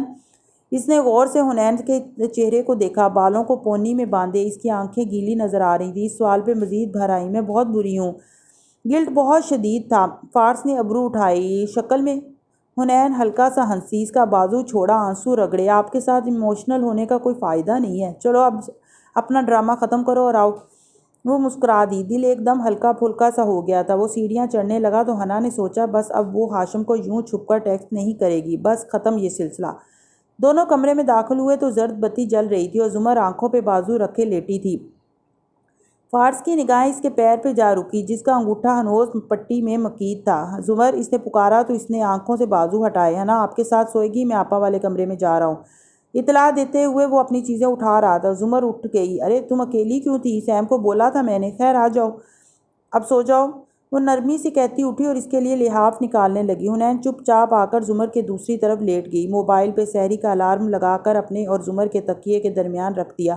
زمر سے کوئی بات نہیں کی اور ماتھے پہ بازو رکھ لیا۔ موبائل کی لائٹ جل رہی تھی۔ روشنی بجھنے کا وقت 2 منٹ تھا۔ 1.5 منٹ بعد ہنا نے کروٹ بدلی تھی، تبھی موبائل تھر تھرایا۔ زمر چونکی، موبائل ٹیڑھا پڑا تھا۔ اوپری بار میں نئے میسج کی پہلی سطر نظر آ رہی تھی۔ ہاشم کاردار، کیا میں تمہیں کال کر لوں؟ ہنا نے کروٹ لی۔ زمر نے فوراً آنکھیں بند کر لیں۔ اسے آہٹ سنائی دی، پھر فون آف ہونے کی ٹون بجی، پھر وہ سو گئی۔ مگر زمر یوسف کی نیند اڑ چکی تھی۔ ہاشم نے ایسا میسج ہنا کو کیوں کیا؟ اگلی شام وہ کمرے میں بیٹھی کیس اسٹڈی کر رہی تھی تو دروازہ دستک کے بعد کھلا۔ اس نے چونک کر سر اٹھایا۔ سارا چوکھٹ میں کھڑی تھی، آنکھوں میں اداسی، لبوں پہ نرم مسکراہٹ اور بال نفیس سے فرنٹ ناٹ میں بدے تھے۔ وہ اور ذکیہ خالہ ندرت کو شاپنگ کے لیے پک کرنے آئی تھیں۔ یہ بھی ندرت کا اصرار تھا، عید کی تیاری کرنی تھی، شادی کے کپڑے بھی لینے تھے۔ زمر کے لیے کل ہی لے آئی تھی۔ ڈسٹریکشن۔ آئیے سارا، وہ اٹھ کھڑی ہوئی۔ سارا اس کی فائلز کو دیکھتے قریب آ بیٹھی۔ وہ ان 2 ماہ میں دوسری دفعہ آ رہی تھی۔ پہلے ادھر ادھر کی چند باتیں کی، پھر وہی ذکر آیا۔ سعدی کا کچھ پتہ چلا؟ مٹھی پہ پسینہ آیا۔ نہیں مگر پتہ چل جائے گا۔ آپ کو اتنا یقین کیسے ہے کہ وہ زندہ ہوگا؟ یہی بات سارا کے سمجھ میں نہیں آ رہی تھی۔ زمر آزردگی سے مسکرائی، کیونکہ ہم زندہ ہیں۔ سارا کے دل کو دھکا سا لگا، بدک چند باتیں کر پائی۔ کیا کوئی گواہ سامنے نہیں آیا؟ کسی نے کچھ تو دیکھا ہوگا، بازار سرسی سا پوچھا۔ زمر نے گہری سانس بھری۔ نہیں، کوئی سامنے نہیں آیا۔ گواہ عموماً سامنے کم آتے ہیں، سب کی اپنی فیملیز ہوتی ہیں۔ Welcome to Pakistan. تو کویا گورنمنٹ ان کو وٹنس پر پروٹیکشن نہیں دے سکتی؟ ان کی فیملیز کی حفاظت نہیں کر سکتی؟ سارا، ہمارا سسٹم بہت زبوں حال ہے، ہم گواہ چھپا دیں تب بھی لوگ ان کا پتہ نکال لیتے ہیں۔ خیر، اس نے سر جھٹکا، ہر کوئی اتنا بہادر نہیں ہوتا۔ سارا کے لیے مزید بیٹھنا دو بھر ہو گیا۔ وہ اٹھ کھڑی ہوئی۔ اس کا مطلب ہے گواہوں کو اپنی حفاظت خود کرنی ہوتی ہے۔ خیر میں چلتی ہوں۔ زمر نے مسکرا کر الوداع کہا اور اپنے کام کی طرف متوجہ ہو گئی۔ رمضان اسی طرح خاموشی سے گزر گیا اور عید کی شام قصرے کاردار اور اس کے سبزہ زار پر اتری ہی تو بے پناہ روشنیاں لیے ہوئے تھی۔ بے فکر، خوبصورت و خوش باش لوگ ٹہل رہے تھے۔ ویٹرز ٹرے اٹھائے مشروبات سرو کرتے نظر آ رہے تھے۔ ایسے میں سبزہ زار کے وسط میں ہاشم میرون شلوار قمیض میں ملبوس، گلاس تھامے ہنستا ہوا مہمانوں سے باتیں کرتا نظر آ رہا تھا۔ جواہرات بھی قریب کھڑی تھی، سبز گاؤن میں مسکراتی ہوئی، کانوں میں زمرد اور ہیرے جڑے آویزے پہنے۔ کاردارز کی عید کی پارٹی اتنی جگمگاتی ہوئی ہوتی تھی۔ ان سے دور ہٹو تو سبزہ زار کے بالکل کنارے پہ ایک الگ تھلگ میز پہ یوسف کا ٹیگ لگا تھا۔ وہاں سیم اور حنین کھڑے مدھم آواز میں باتیں کر رہے تھے۔ ندرت جو ساتھ بیٹھی تھی، ابا سے ہلکی پھلکی باتیں کرتی، پھر خاموش ہو جاتی۔ شادی کی باتیں، شادی کے نہ ہونے کی اداسی۔ امی نے سیم کے آف وائٹ کرتے جیسا بڑا سائز شادی کے لیے بھی لیا تھا۔ شادی کی یاد شادی کی محبت سے بڑھ گئی تھی۔ سیم بد دل لگ رہا تھا۔ بد دل تو ہنا بھی تھی۔ لمبی نیلی قمیض میں ملبوس، کھلے بالوں میں ہیئر بینڈ لگائے ہوئے تھی، ماتھے پہ کٹے بال ترچھے تھے۔ ماموں والے خواب کے بعد اس نے ہاشم سے بات نہیں کی، نہ ہاشم نے پھر ٹیکسٹ کیا۔ ہنا کی نظریں بھٹکتی ہوئی ہاشم پہ جا ٹھہریں۔ وہ دور تھا، ایفل ٹاور کی طرح، اسے دیکھ بھی نہیں رہا تھا۔ اس نے منہ پھیر لیا۔ قریب میں زمر کھڑی فارس سے بات کر رہی تھی۔ اس نے امی کی لائی سرخ ساڑی پہن رکھی تھی جس کے آستین کوہنیوں تک نیچے آتے تھے، بال جوڑے میں تھے، وہ صرف دو گھنگریالی لٹیں گالوں پہ گرتیں۔ کیا تم پارٹی میں نہیں شامل ہوگے؟ خفگی سے فارس سے پوچھا جو ابھی باہر سے آیا تھا اور سیدھا اندر جا رہا تھا، جینس پہ سفید کرتا اور پاؤں میں پشاوری چپل، منہ میں کچھ مسلسل چباتا ہوا، بے نیازی سے ابرو اچکائے۔ کاردارز کی پارٹیز کی عادت نہیں مجھے، آپ لوگ انجوائے کریں۔ وہ گویا کھول گئی۔ ہم انجوائے کرنے نہیں آئے، میں اس لیے تیار ہوئی ہوں تاکہ بھابھی کو یہ نہ لگے کہ میں نے وہ باتیں نہیں بھلائیں۔ اگر تم بھی ان کو یہی تاثر دو تو ان کو اچھا لگے گا، کیونکہ میری فیملی کو میرے خلاف کرنا چاہتے ہو۔ اوکے، یہی ہوں میں۔ فارس نے تحمل سے اس کی بات سنی اور چند لمحے کے لیے اس کی آنکھوں میں دیکھا جن میں برہمی تھی۔ کوئی بیک وقت اتنا خوبصورت اور اتنا سنگدل کیسے ہو سکتا ہے؟ پھر رخ پھیر لیا۔ وہ ہنا کی طرف آ گئی۔ یہ USB کا کیا قصہ ہے جو اس دن تم نے ہاشم کو دی؟ وہ شادی نے تمہیں نہیں دی تھی؟ کچھ دن سے ہنا کو لیپ ٹاپ سے الجھے دیکھ کر زمر نے صبح جب پوچھا تو اس کے جواب سے نکلا نتیجہ اب سوالیہ انداز میں دہرایا تو حنین نے بس سر ہلایا۔ جی میں بھائی کی چیز ان کو نہیں دے سکتی تھی، نہ آپ کو دوں گی۔ اوکے، مگر جب وہ کھل جائے تو بتانا۔ وہ دونوں کے درمیان خاموشی چھا گئی، البتہ زمر محسوس کر رہی تھی حنا کی بار بار ہاشم کی طرف اٹھتی نظریں۔ کچھ تھا جو اسے غیر آرام دہ کر رہا تھا۔ دور کھڑے ہاشم نے فارس کو دیکھا تو ساتھ موجود خاور سے سرگوشی کی۔ یہ جیل کب جا رہا ہے؟ بس کچھ دن تک، میں پکا کام کرنا چاہتا ہوں، جلد کرو، مجھ سے یہ ادھر برداشت نہیں ہوتا۔ ناگواری سے کہہ کر گھونٹ بھرا۔ آپ کی اس سے پھر بات ہوئی؟ خاور نے دبے لفظوں سے پوچھا۔ نہیں، ابھی تو اسے اس کی بہن کے حوالے سے خوفزدہ کیا ہے، کچھ دن سوچے گا وہ، پھر بات کروں گا۔ پھر نگاہیں جواہرات پہ جا ٹھہری جو ذرا فاصلے پہ کھڑی ہارون عبید سے بات کر رہی تھی۔ ہاشم نے رخ پھیر لیا، اس کی آنکھوں میں عجیب سا کرب اٹھتا تھا ہارون عبید کو دیکھ کر۔ کوئی بہت شدت سے یاد آتا تھا۔ مجھے امید تھی آپ میرے تحفے کو پہنیں گی، مگر ایسا نہیں ہوا۔ ادھر وہ جواہرات سے کہہ رہے تھے۔ وہ دراز قد اور باوقار سے سیاستدان تھے، آنکھیں گرے تھیں اور ان میں وہی نرم سا شاطر پن تھا جو سیاستدانوں کا خاصا ہوتا ہے۔ میرے پاس دن بھر میں ڈھیروں تحفے آتے ہیں ہارون، اگر ہر ایک کا دل رکھنے لگ گئی تو ملکہ نہیں رہوں گی۔ حکمرانی نہ کرنے کا نام ہے، ورنہ ہاں تو سب کر لیتے ہیں۔ وہ مسکرائے۔ میں آپ سے اختلاف نہیں کر سکتا، آپ کے گھر میں کھڑا ہوں۔ آپ ہماری دعوت پہ جب آئیں گی تو ہم اس گفتگو کو یہیں سے شروع کریں گے، تب کی تب دیکھی جائے گی۔ جواہرات نے انگلی سے بال پیچھے کرتے کہا، اور میرا خیال ہے ان ٹیبلز کی طرف بہت سے لوگ آپ کی توجہ کے منتظر ہیں۔ ہارون عبید نے ذرا کی ذرا اس طرف دیکھا، پھر سر کو خم دیا۔ آپ اپنے مہمانوں کو اٹینڈ کریں اور میں انہیں۔ مسکرا کر پلٹ گیا۔ وہ بھی مسکرا کر ان کو جاتے دیکھتی رہی، انگلی مسلسل نیکلس کے سبز پتھروں پہ پھیر رہی تھی۔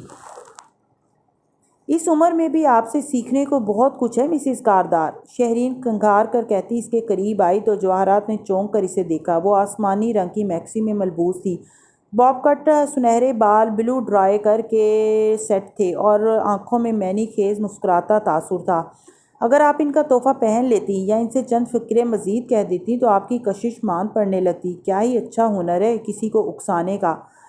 جواہرات نے ایک پرتپش نظر اس پہ ڈالی، مگر لبوں پہ مسکراہٹ جمی رہی۔ ساتھ ہی بازو بڑھا کر ویٹر کی ٹرے سے گلاس اٹھایا اور اتنی تیزی سے واپس لائی کہ الٹنے لگا شہری کے اوپر، مگر کسی نے گلاس اور جواہرات کے ہاتھ دونوں کو سختی سے پکڑ کر مشروب گرنے سے روکا۔ شہری ہل بھی نہ سکی۔ جواہرات نے بھی چونک کر دیکھا۔ فارس اس کا ہاتھ پکڑے گلاس واپس ٹرے میں رکھ رہا تھا۔ دھیان سے مسز کاردار، آپ اپنی بہو کے کپڑے خراب کرنے والی تھی۔ جواہرات کی مسکراہٹ غائب ہوئی، گھور کر فارس کو دیکھا۔ تمہارا شکریہ فارس، میں اسے یاد رکھوں گی۔ ان دونوں کو گھورتے آگے بڑھ گئی۔ شہری جو اس غیر متوقع صورتحال کے لیے تیار نہ تھی، بامشکل سنبھلی تھی۔ جوس کے گلاس کو دیکھ کر جھرجھری لی اور پھر فارس کو دیکھا۔ تھینک یو، تم نے میرا ڈریس بچا لیا۔ اس نے بس ہلکے سے کندھے اچکائے، منہ میں کچھ چبا رہا تھا اور گردن موڑے ادھر ادھر دیکھ رہا تھا، ذرا اکتایا ہوا، ذرا بے نیاز۔ شہری نے کتنے دن بعد غور سے اسے دیکھا تھا۔ تمہیں جیل سے باہر دیکھ کر اچھا لگتا ہے فارس؟ پھر نگاہ دور کھڑی سرخ ساڑی والی زمر پہ ڈالی جو مسکرا کر کسی سے بات کر رہی تھی۔ شہری کی آنکھوں میں ناگواری ابھری۔ تم نے جلدی نہیں کر دی شادی میں؟ وہ چونکا۔ کیوں؟ یوں ہی۔ ڈی اے کے چہرے سے لگتا ہے وہ خوش نہیں ہے تمہارے ساتھ۔ کیوں؟ کیا اس کے چہرے پہ وہی ناخوش تاثر ہے جو تمہارے چہرے پہ ہوتا تھا جب تم ہاشم کی بیوی تھی؟ انگاروں پہ پانی ڈالا تو وہ اور بھڑک اٹھے۔ شہری کی آنکھوں میں چبھن بھری بے بسی اتری۔ تمہیں ان مظالم کا اندازہ بھی نہیں ہے جو ہاشم نے مجھ پہ کیے ہیں۔ اس نے مجھے اتنے سال 4 سال جیل میں رہا ہوں شہری۔ اپنے ٹارچرز کی اتنی لمبی فہرست ہے کہ کسی دوسرے کے ٹارچرز سننے میں دلچسپی نہیں رہی۔ سی یو، ذرا اکتا کر کہتا، سر کو الوداعی انداز میں خم دیتا وہ آگے بڑھ گیا۔ شہری کی نظروں نے دور تک اس کا پیچھا کیا، پھر نرمی سے مسکرائی۔ کوئی بھی بات اسے بری نہیں لگی تھی۔ اپنی میز سے نوشیروان نے غور سے یہ سب دیکھا تھا، پھر بڑبڑا کر منہ موڑ لیا۔ اسی اثنا میں زمر کو پیچھے سے کسی نے السلام علیکم کہہ کر پکارا تو وہ چونک کر پلٹی۔ ڈنر جیکٹ میں ملبوس مسکراتا ہوا احمر وہاں کھڑا تھا۔ وہ ہلکا سا مسکرائی۔ آپ ادھر کہاں؟ بھول گئیں؟ ہارون عبید کا کمپین مینیجر ہوں، جہاں وہ وہاں ہم۔ سر کو جھکا کر سٹائل سے کہا، میرے کام کا کیا بنا؟ مصروف رہا بہت، جلد کوئی اپڈیٹ دوں گا، مگر ایک بات۔ ہارون عبید کا کمپین مینیجر 15,000 فی گھنٹہ لیتا اچھا نہیں لگے گا؟ ذرا سوچنے کی اداکاری کی۔ میری فیس بڑھائیں، 25,000 فی گھنٹہ۔ 25,000 فی گھنٹہ، زمر نے مسکرا کر دہرایا۔ ویسے تو یہ بھی کم ہے، مگر چلے آپ کے لیے اتنی رعایت کر سکتا ہوں۔ تھینک یو سو مچ احمر۔ آپ بہت اچھے ہیں اور اتنے ہی اچھے لگ رہے تھے اس فوٹیج میں جس میں آپ کریڈٹ کارڈ فراڈ کرتے دکھائی دے رہے تھے۔ صبح ہی میں نے دیکھی واحد اوریجنل کاپی جو آپ کا کیس بند کرنے کے بعد مجھے ملی۔ اتنی بڑی نہیں ہے کہ وہ دوبارہ کیس کھولا جا سکے، لیکن چہرہ موڑ کر سوچتی نظروں سے ہارون عبید کو دیکھا۔ اگر ہارون عبید نے یہ ویڈیو دیکھی اور ان کو لگا کہ اس کا ریلیز ہونا ان کی کمپین کے لیے شرمناک ہوگا تو وہ کیا کریں گے؟ خیر یہ سوچنا میرا کام نہیں، یہاں تو ہم آپ کی فیس کی بات کر رہے تھے۔ گھونگریالی لٹ انگلی پہ لپیٹتے بڑی تپانے والی مسکراہٹ کے ساتھ بولی۔ وہ لب بھینچے دانت پیستے اسے دیکھتا رہا۔ ویسے آپ کا ایک بڑا خوبصورت نک نیم رکھا تھا میں نے، اس وقت بہت یاد آ رہا ہے، جبرن مسکرا کر بولا۔ اور فیس چھوڑیں بھابھی، آپ میرے دوست کی بیوی ہیں، آپ سے فیس لیتے اچھا لگوں گا۔ تھینک یو احمد، مسکرا کر سر کو خم دیا۔ میرا کام ہو جائے تو وہ فوٹیج آپ کی ہوئی۔ چڑیل آگے بڑھ گئی اور وہ کینہ توز نظروں سے اسے جاتے دیکھتا رہا۔ وہ ڈاکٹر جس نے گولیاں لگنے کے بعد اس کو بچایا تھا، اس کو چوک میں کھڑا کر کے 50 درے تو لگنے ہی چاہیے۔ پھر زور سے بوٹ گھاس پہ مارا اور اسی برے منہ سے پلٹا تو سامنے کھڑی لڑکی پر نظر پڑی۔ وہ نیلی لمبی قمیض میں ملبوس تھی، وہ ہتھیلی مٹھی تلے رکھے دور کچھ دیکھتی سوچ میں گم تھی۔ وہ آنکھیں سکیڑ کر اسے دیکھتا 2 قدم قریب آیا۔ آپ سعدی کی بہن ہیں؟ حنا نے چونک کر گردن موڑی، پھر سیدھی کھڑی ہوئی، اسے سر سے پیر تک دیکھا۔ جی میں نے اس دن آپ کو پہچان لیا تھا، آپ کی تصویر دیکھی تھی ایک دفعہ کسی اخبار میں، آپ نے کوئی بورڈ ٹاپ کیا تھا ہے نا؟ بالآخر اسے یاد آ گیا کہ اس نے حنا کو کہاں دیکھا تھا۔ حنین جسم کے چہرے کی رنگت سفید پڑی۔ جی تھوک نکلا۔ اچھا تو کیا پڑھ رہی ہیں آپ؟ بی اے کیا ہے؟ وہ حیران ہوا۔ صرف بی اے؟ آپ کو تو ڈاکٹر یا انجینئر بننا چاہیے تھا، ورنہ بورڈ کیوں ٹاپ کیا؟ کیا نقل کر کے کیا تھا؟ اور احمد کے لیے بہت سی باتیں صرف مذاق ہوتی تھیں، یہ بات بھی کہہ دی، مگر حنین کی رنگت برف کی طرح ہو گئی۔ آپ ہیں کون مجھ سے ایسے بات کرنے والے؟ احمد کو ایک دم احساس ہوا، میں غازی کا دوست ہوں تو سوری، مگر مطلب مجھے ماموں سے بات کرنی پڑے گی؟ ایک دم وہ گھوم کر فارس کی طرف گئی۔ احمد کا دل دھک سے رہ گیا، وہ زمر سے بات کر لیتا تھا، وہ جاب کرنے والی سمجھدار لڑکی تھی، کسی کو خود سے فرینک نہ کرتی، اس کی اور بات تھی، مگر فارس کے گھر کی کسی دوسری لڑکی کو اوفینڈ کرنے کا مطلب اتنے برسوں کی دوستی بھاڑ میں جھونکنے جیسا تھا۔ وہ اسے روکنا چاہتا تھا، مگر وہ دور کھڑے فارس تک گئی اور اس کو متوجہ کیا۔ احمد سانس روکے اس طرف دیکھے گیا۔ حنین نے اسے کچھ کہا، فارس نے فوراً مڑ کر احمد کی طرف دیکھا، وہ تیز تیز بولتی اس کی طرف اشارہ کر کے کچھ کہے جا رہی تھی۔ فارس نے چنبے سے پھر احمد کی طرف دیکھا، پھر آگے بڑھا۔ میں دیکھتا ہوں، مگر حنا نے فوراً اس کا بازو تھام کر روکا، اپنے دل پہ ہاتھ رکھ کر جیسے تسلی کروائی، میں دیکھ لوں گی۔ فارس نے مڑ کر 2-3 دفعہ اس طرف دیکھا اور واپس پلٹ گیا۔ حنا نے ایک تیز نظر احمد پہ ڈالی، اب مجھ سے بات کرنے کی ہمت نہ کرنا، اور آگے بڑھ گئی۔ احمد کا گلاس پکڑے ہاتھ پسینے میں بھیگا تھا، وہ شل کھڑا تھا۔ خدایا وہ غازی کو کیسے صفائی دے گا؟ تھوڑی دیر بعد اس نے ہمت کی، فارس کی طرف آیا، سمجھ نہیں آیا کیا کہے۔ اس لڑکی نے جانے کس انداز میں بات کی ہو، فارس دور جا رہا تھا، وہ روک نہیں سکا۔ پھر وہاں کھڑے بور سے ہوتے سیم کو مخاطب کیا، سنو میں سعدی کا دوست ہوں۔ سیم متوجہ ہوا تو تذبذب سے کہنے لگا، ابھی آپ کی سسٹر میرے بارے میں جو کہہ رہی تھی غازی سے، وہ جی؟ سیم نے حیرت سے اسے دیکھا، پھر مڑ کر دور جاتی حنا کو۔ آپ کے بارے میں تو کچھ نہیں کہا، وہ تو ان کرسیوں کا پوچھ رہی تھی کہ وہ زرتاشہ ممانی کے جہیز کی ہیں نا؟ اس نے ان کرسیوں کی طرف اشارہ کیا جو وہاں رکھی تھیں جہاں ابھی احمد کھڑا تھا، مگر ماموں کہہ رہے تھے کہ انہیں نہیں یاد کہ وہ زرتاشہ کی ہوں۔ حنا نے کہا کہ رہنے دیں، وہ خود چیک کر لے گی، آپ کو تو کچھ نہیں کہا۔ وہ حیران سا صفائی دینے لگا اور احمد کے اوپر تو مانو ٹھنڈا پانی ڈال دیا کسی نے۔ جلدی سے غلط فہمی کی معذرت کرتا پلٹا تو تلملا رہا تھا، یہ کیا چیز تھی؟ اگلی صبح جب جواہرات ڈائننگ ٹیبل کی سربراہی کرسی پر برجمان ناشتہ کر رہی تھی، سامنے کھڑی فیونا جھکی آنکھیں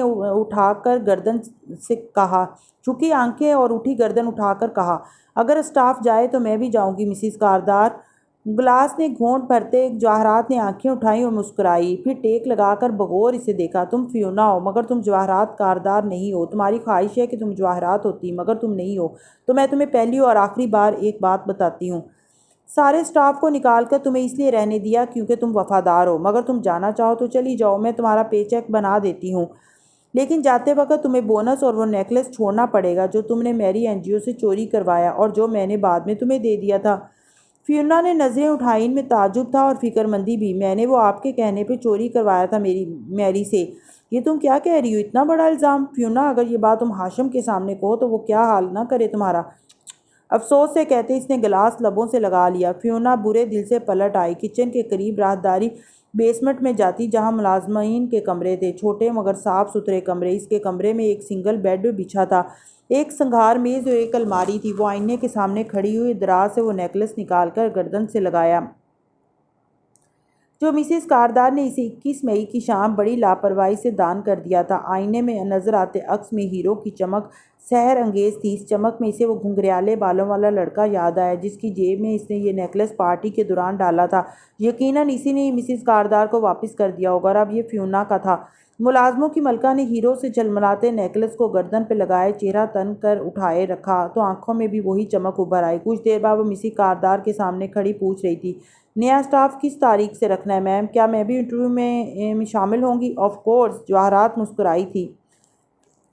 ملاقاتی کمرہ آج بھی ویسا ہی تھا مگر ماحول میں تناؤ کا رخ اور تناسب بدل چکا تھا۔ اے ایس پی سرمد شاہ موجود نہیں تھا اور بالآخر کئی دن بعد وہ دونوں نیاز بیگ سے تنہائی میں مل رہے تھے۔ وہ آگے ہو کر بیٹھا، قدرے بے چین و مضطرب لگتا تھا۔ ایک آنکھ سوجی تھی، کان تلے زخم، ہونٹوں اور گردن پہ جمع خون۔ زمر گھنگریالی لٹ انگلی پہ لپیٹتے اوپر سے نیچے اس کے زخم دیکھ رہی تھی۔ میں نے اس کو گولی نہیں ماری تھی وہ کہنے لگا تھا مگر فارس غصے سے میز پر آگے ہاتھ مارتے ہوئے آگے ہوا۔ بکواس مت کرو، میرے بھانجے کو تم نے مار کر پھینک دیا اور اب تم اپنا بیان بدل رہے ہو؟ فارس ریلیکس، زمر نے نرمی سے اسے مخاطب کیا جو غصے سے نیاز بیگ کو گھور رہا تھا۔ وہ بیان نہیں بدل رہا، میرا خیال ہے وہ ہمیں کچھ بتانے کی کوشش کر رہا ہے۔ تم بولو نیاز بیگ، میں سن رہی ہوں۔ پہلے مجھے بتائیں میرے بولنے سے مجھے کیا فائدہ ہوگا؟ وہ زمر سے مخاطب ہوا تو اس کی آنکھوں میں بے چینی تھی۔ کیا مطلب تمہیں کیا فائدہ ہوگا؟ وہ گویا کھول اٹھا، مجھے 5 منٹ مل جائیں تمہارے ساتھ تم سے سب اگلوا لوں گا، اس لیے زیادہ فائدے نقصان کی باتیں مت کرو، کام کی بات پر آؤ۔ فارس تم غصہ مت کرو، مجھے بات کرنے دو۔ تحمل سے گویا اس کو سمجھاتی ہوئی نیاز بیگ کی طرف متوجہ ہوئی۔ فارس سر جھٹک کر پیچھے ہو کر بیٹھا اور تندھی سے اس کو دیکھنے لگا۔ میں تمہیں وعدہ معاف گواہ بنا لوں گی، تم اس کیس سے بھی نکل جاؤ گے اور شیزہ ملک کے کیس سے بھی۔ میں سرکاری پراسیکیوٹر نہیں ہوں مگر سعدی یوسف کیس میں پراسیکیوٹر میں ہی ہوں، سو مجھے بتاؤ ہر بات جو تم نے جانتے ہو۔ شیزہ ملک کیس سے میرا کوئی تعلق نہیں ہے، رہا تمہارے لڑکے کا قتل تو وہ قتل نہیں ہوا۔ وہ بے بسی بھرے اضطراب سے بولنے لگا۔ 21 مئی کی رات مجھے اے ایس پی نے فون کیا اور ہسپتال بلایا، پھر اس سرجن بخاری کے پاس لے گیا، بولا کہ یہ لڑکا غائب کرنا ہے مگر جب آپریشن ہو جائے اور اس کی حالت خطرے سے باہر آ جائے تب ان کو وہ زندہ چاہیے تھا۔ ساتھ یہ بھی کہا کہ کچھ ماہ کے لیے اس لڑکے کے قتل کے جرم میں اندر جانا ہوگا، پھر ہم تمہیں نکلوا لیں گے۔ بدلے میں کیا دیا؟ پیسے اور میرے بھائی علیم بیگ کے اوپر کیس ختم کرنے کی یقین دہانی کروائی۔ میرا بھائی ابھی تک مفرور ہے، پچھلے سال اسمگلنگ کی وجہ سے۔ خیر میں نے وہی کیا جو میرے ساتھ دوسرا وارڈ بوائے تھا، وہ ان کا اپنا لڑکا تھا۔ ہم تمہارے لڑکے کو اسٹریچر پہ باہر لائے، ایمبولینس میں ڈالا، اندر سب تھا، مشینیں، ڈاکٹر، نرس۔ خیر میں وہیں سے گھر چلا گیا۔ اے ایس پی نے کہا کچھ دن چھپ جاؤ پھر پکڑ لیں گے تمہیں، یہاں تک سب ٹھیک ہو گیا مگر اس روز اس نے مجھے شیزہ ملک کے کیس میں پھنسا دیا۔ اس نے مجھے وہاں بلوایا اور پھر گرفتار کر لیا۔ یہ سب اے ایس پی نے کیا ہے۔ چند گہری سانس لی، ذرا توقف کیا اور پھر باری باری ان دونوں کو دیکھا جو خاموشی سے سن رہے تھے۔ دفتر زمر اٹھ گئی، فارس بھی کھڑا ہوا۔ نیاز بیگ نے چہرہ اٹھا کر انہیں دیکھا۔ مجھے کب گواہی دینی ہوگی؟ کون سی گواہی؟ زمر نے ساتھ ہی پرس کندھے پہ ڈالا۔ ابھی تم نے کہا وکیل صاحبہ کو کہ تم مجھے وعدہ معاف گواہ بنا لو گی، اور میں نے کب کہا؟ زمر نے تعجب سے فارس کو دیکھا۔ نیاز بیگ، وہ میز پر دونوں ہاتھ رکھ کر جھکا اور اس کی آنکھوں میں دیکھا۔ جو آدمی اپنا بیان اتنی دفعہ بدلے اس پہ ہم یقین نہیں کر سکتے، تم ہی قاتل ہو، ہمیں معلوم ہے۔ نیاز بیگ ایک دم ششدر رہ گیا۔ اور اے ایس پی ہمارا دوست ہے، اس نے ہمیں پہلے ہی بتا دیا تھا کہ تم یہ سب کہو گے، اس لیے دوبارہ ہم سے ملنے کی کوشش مت کرنا۔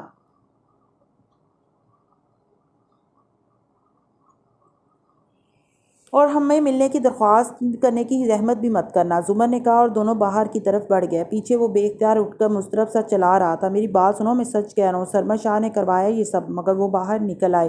دروازے پہ زمر رکی اور اس کی طرف مڑی، غور سے اس کو دیکھا۔ آج اپنی ہیل نہیں ماری آپ نے میرے پاؤں پہ؟ اس کی ضرورت نہیں تھی، مجھے سمجھ آ گیا تھا کہ تم کیا کر رہے تھے، وہ دبی آواز میں بولی۔ جب ہم ہسپتال سے فوٹیج نکلوانے گئے تھے اور جب پہلی دفعہ ہم نیاز بیگ سے ملنے آئے تھے تو مجھے واقعی تمہارے غصے سے کوفت ہوئی تھی مگر تم گڈ کاپ بیڈ کاپ کھیل رہے تھے، وہ اس کی آنکھوں میں دیکھتی کہہ رہی تھی۔ مشہور زمانہ اور قدیم تفتیشی حربہ جس میں مجرم کے سامنے ایک آفیسر غصے سے بات کرتا ہے، دھمکیاں دے کر ڈراتا ہے اور دوسرا نرمی سے بات کر کے ہمدردی لیتا ہے تاکہ اگر مجرم خوف کا شکار نہ ہو تو ہمدردی کا نشانہ ضرور بن جائے۔ تمہیں معلوم تھا کہ میں فوٹیج نکلوا لوں گی، تم صرف میرے لیے چیزیں آسان کر رہے تھے، مگر یو نو واٹ فارس، اگلی دفعہ کچھ کرنے سے پہلے مجھے آگاہ کر دینا۔ اچھا، میں سمجھا آپ کو پہلے سے معلوم ہوگا، کیونکہ آپ کو تو میرے ہر جرم کی خبر ہوتی ہے۔ اس کی طرف جھک کر ہلکا سا کہا اور پھر آگے بڑھ گیا۔ اس کے اندر ابال سا اٹھا مگر ضبط کر کے پیچھے آئی۔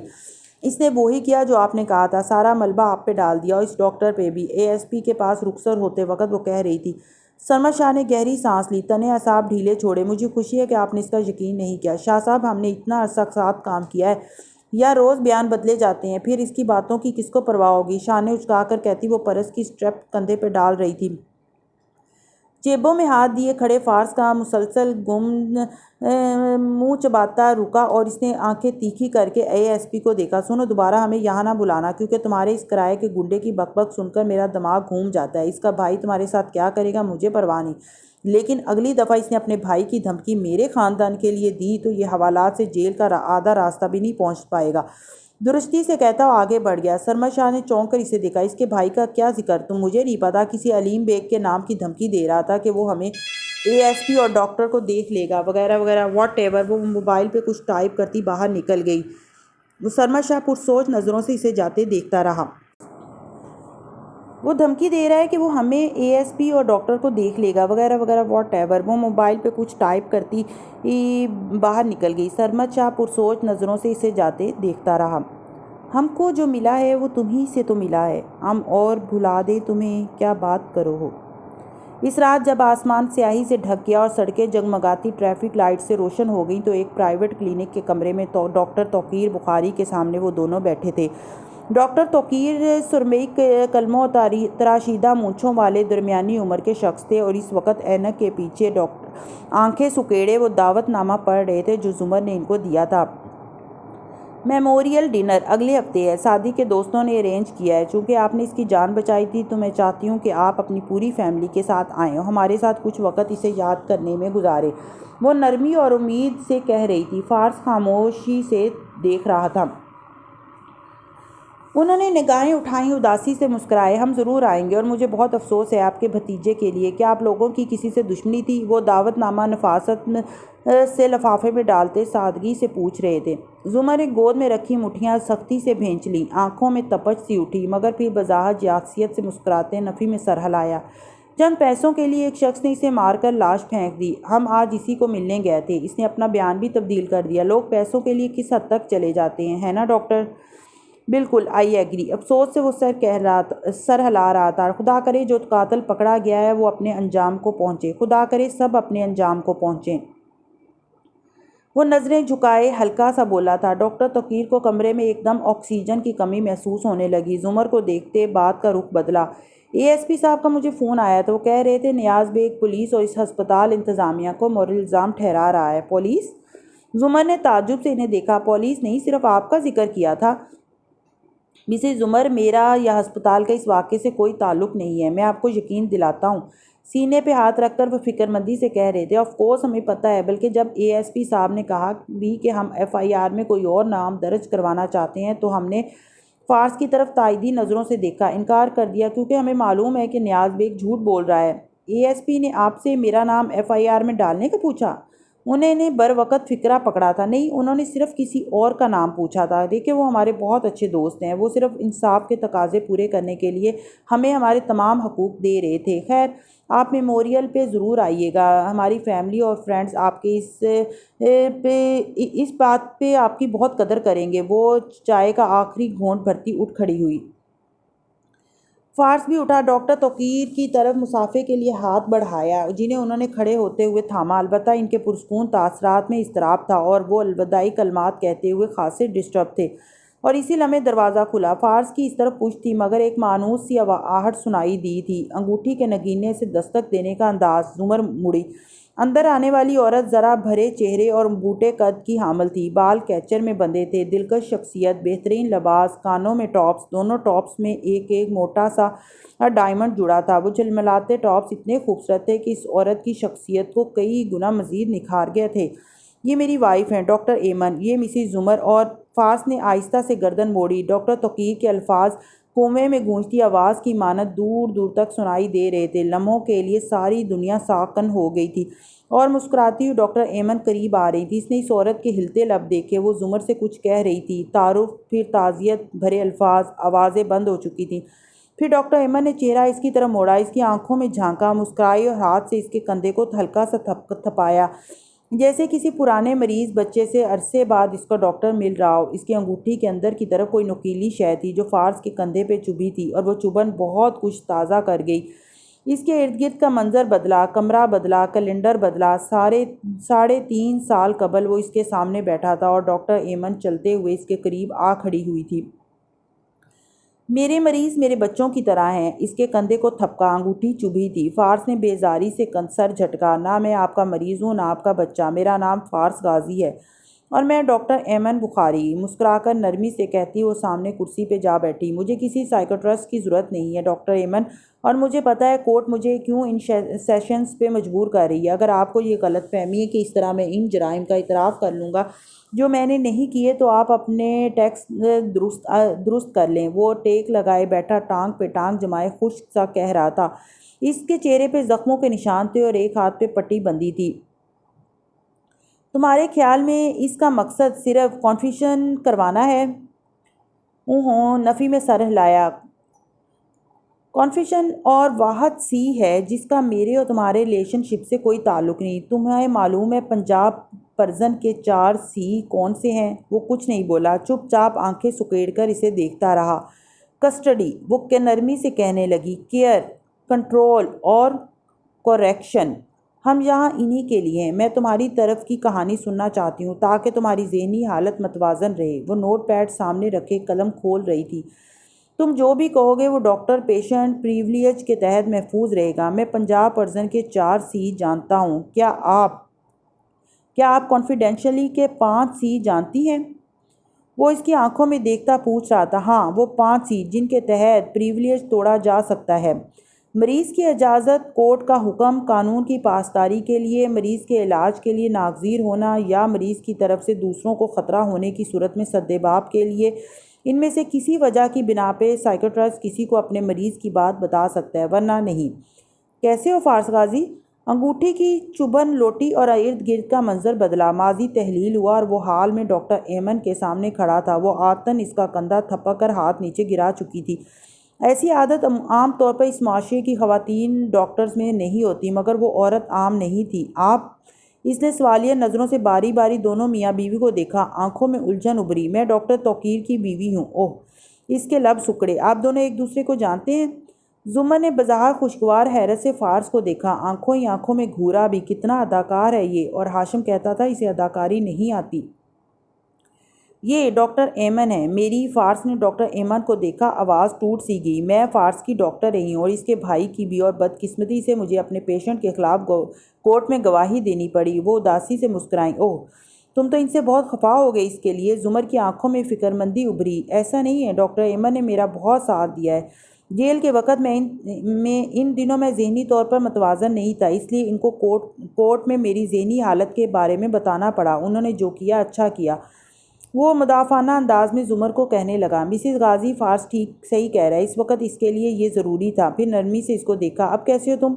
ٹھیک ہوں، اس نے اسی نرمی سے جواب دیا۔ کورٹ نے مجھے بری کر دیا، میں نے اپنے کیے کی سزا کاٹ لی۔ زمر نے مجھے معاف کر دیا، ہم نے شادی کر لی، موو آن۔ زبر کے تو سر پہ لگی تلووں میں بجھی مگر کچھ کرنے سے قاصر تھی۔ مجھے بہت خوشی ہوئی تم سے مل کر فارس، مجھ سے زیادہ نہیں ہوئی ہوگی۔ وہ بظاہر مسکرایا، سینے میں کوئی زور سے اسے جکڑ رہا تھا مگر وہ پرسکون نظر آ رہا تھا۔ آپ کے ٹاپس بہت خوبصورت ہیں۔ جاتے ہوئے زمر نے تعریف کی۔ ڈاکٹر ایمن مسکرائی۔ توقیر نے لاسٹ منتھ اینیورسری میں گفٹ دیا ہے۔ مرد عموماً اپنی محبت کا اظہار ہیروں سے کیا کرتے ہیں، ہے نا فارس؟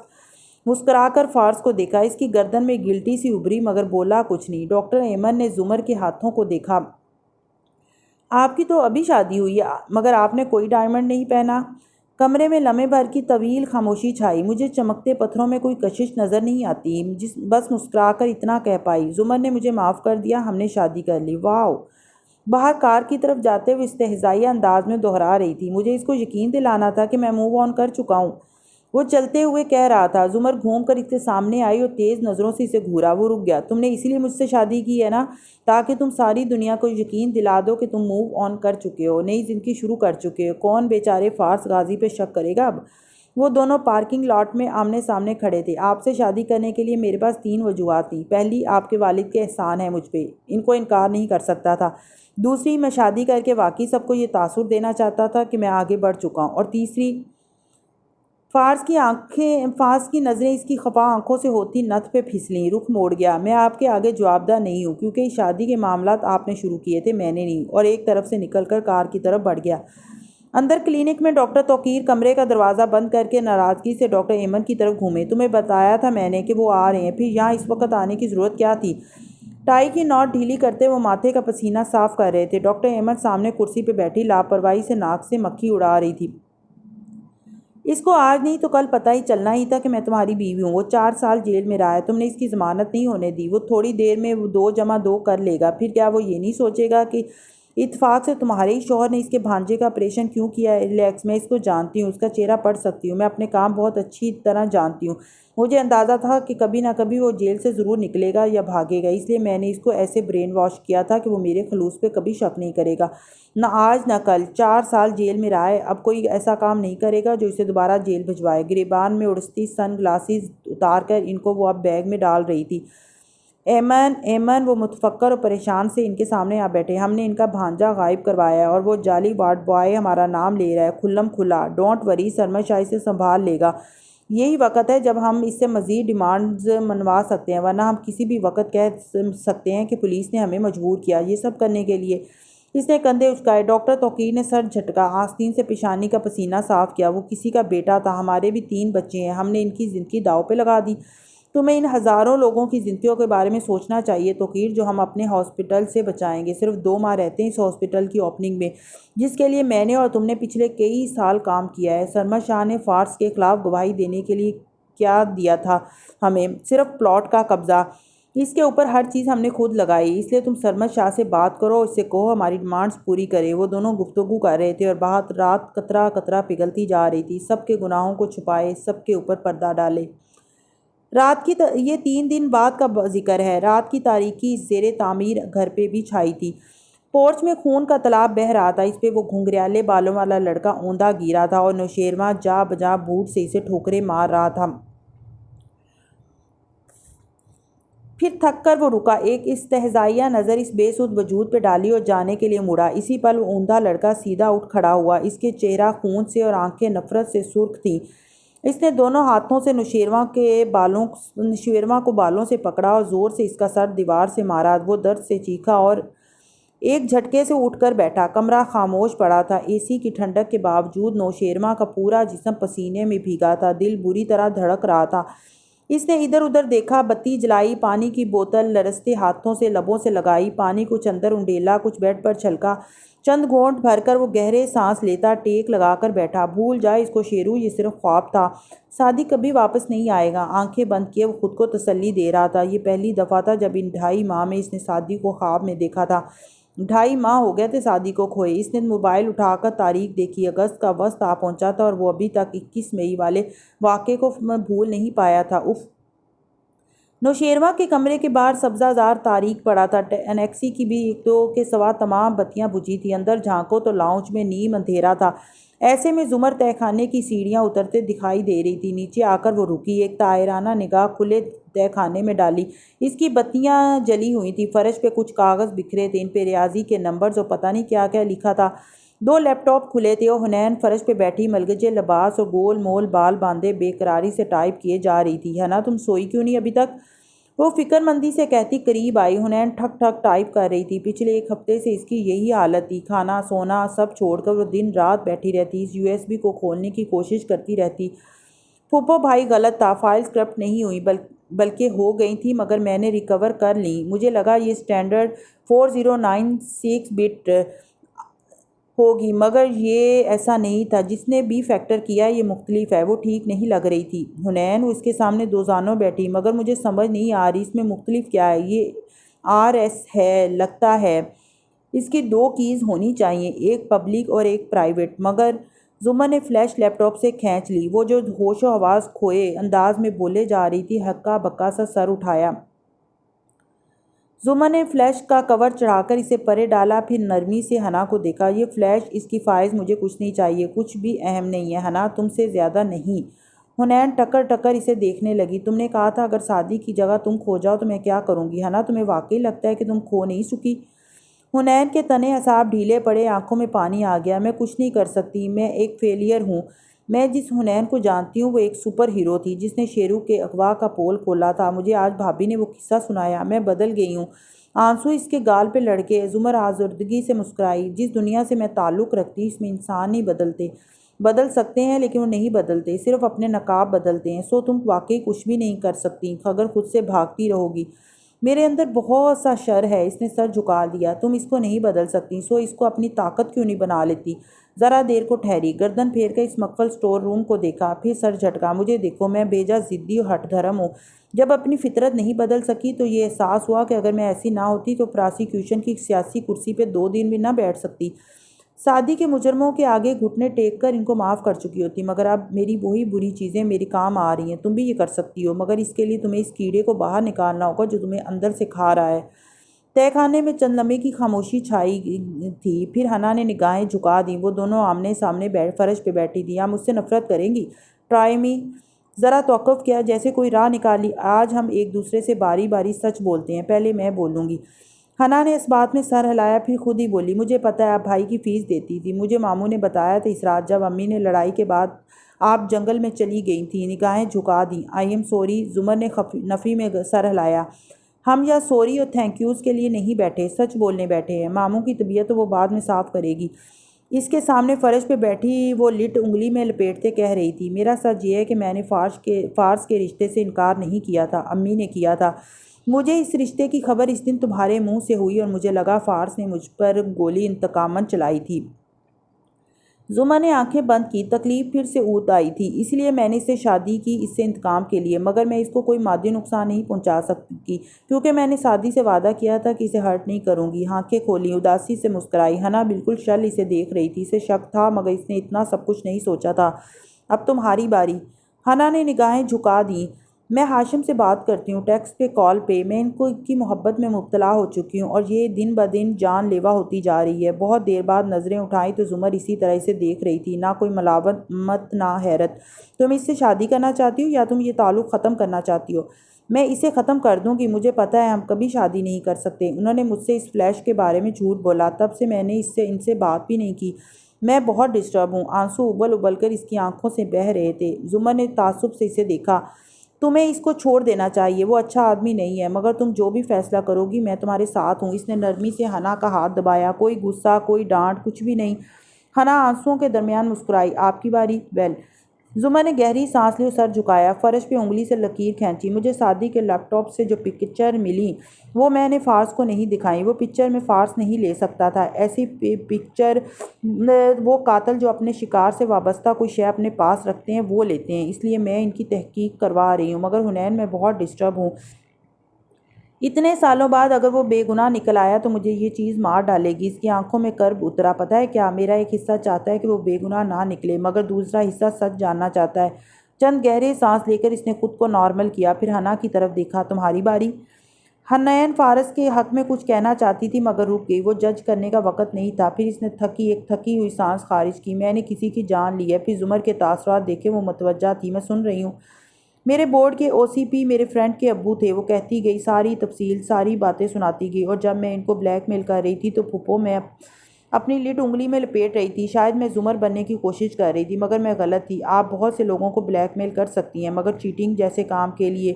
پہلے دن سے لے کے ان کی موت تک اس نے سارا واقعہ سر جھکائے کہہ سنایا۔ وہ ٹوٹی بکھری نظر آ رہی تھی، بار بار آنسو پونچھتی، پھر نگاہیں دھیرے دھیرے اٹھائیں۔ اب زمر اس سے کیا کہے گی؟ تم ایسی شرمناک حرکت کیسے کر سکتی ہو حنا؟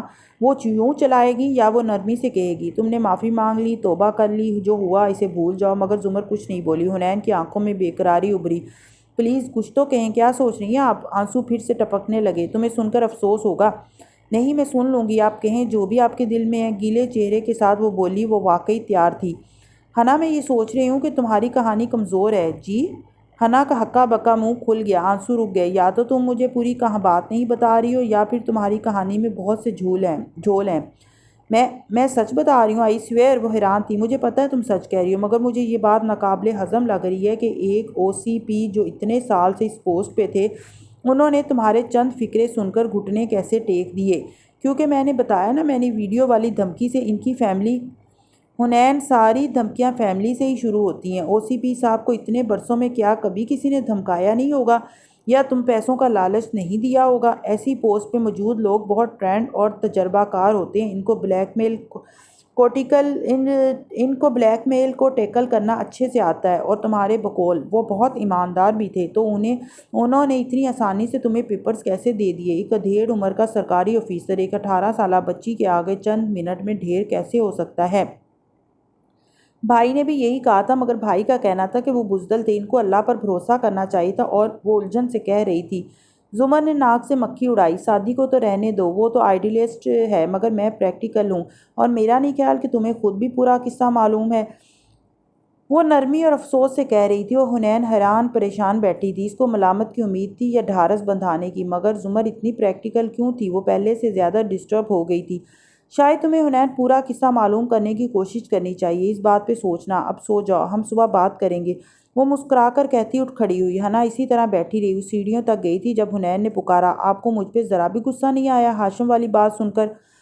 زمر مڑی تو دیکھا حنین پشیمان نظروں سے اسے دیکھ رہی تھی۔ زمر نرمی سے مسکرائی، اس میں غصے والی کیا بات ہے؟ اب سو جاؤ۔ اور زینت چڑھتی گئی۔ اوپر آ کر لاؤنج کا دروازہ بند کیا تو چہرے کے تاثرات بدلے۔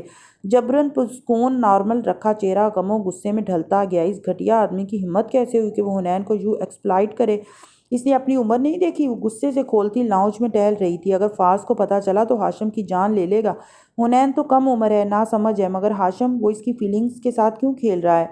تمہیں اچھا سبق سکھاؤں گی ہاشم۔ وہ جو سوچ رہی تھی کہ اس کے چہرے پہ حرف اترتا جا رہا تھا۔ فارس اوپر سے سیڑھیاں اترتا آیا تو ایک نظر اسے دیکھا جو غصے سے کھولتی ادھر ادھر ٹہل رہی تھی۔ پھر کچن میں گیا، پانی کی بوتل فریج سے نکالی اور واپس آیا۔ اس کے قریب رکا۔ کیا ہوا ہے؟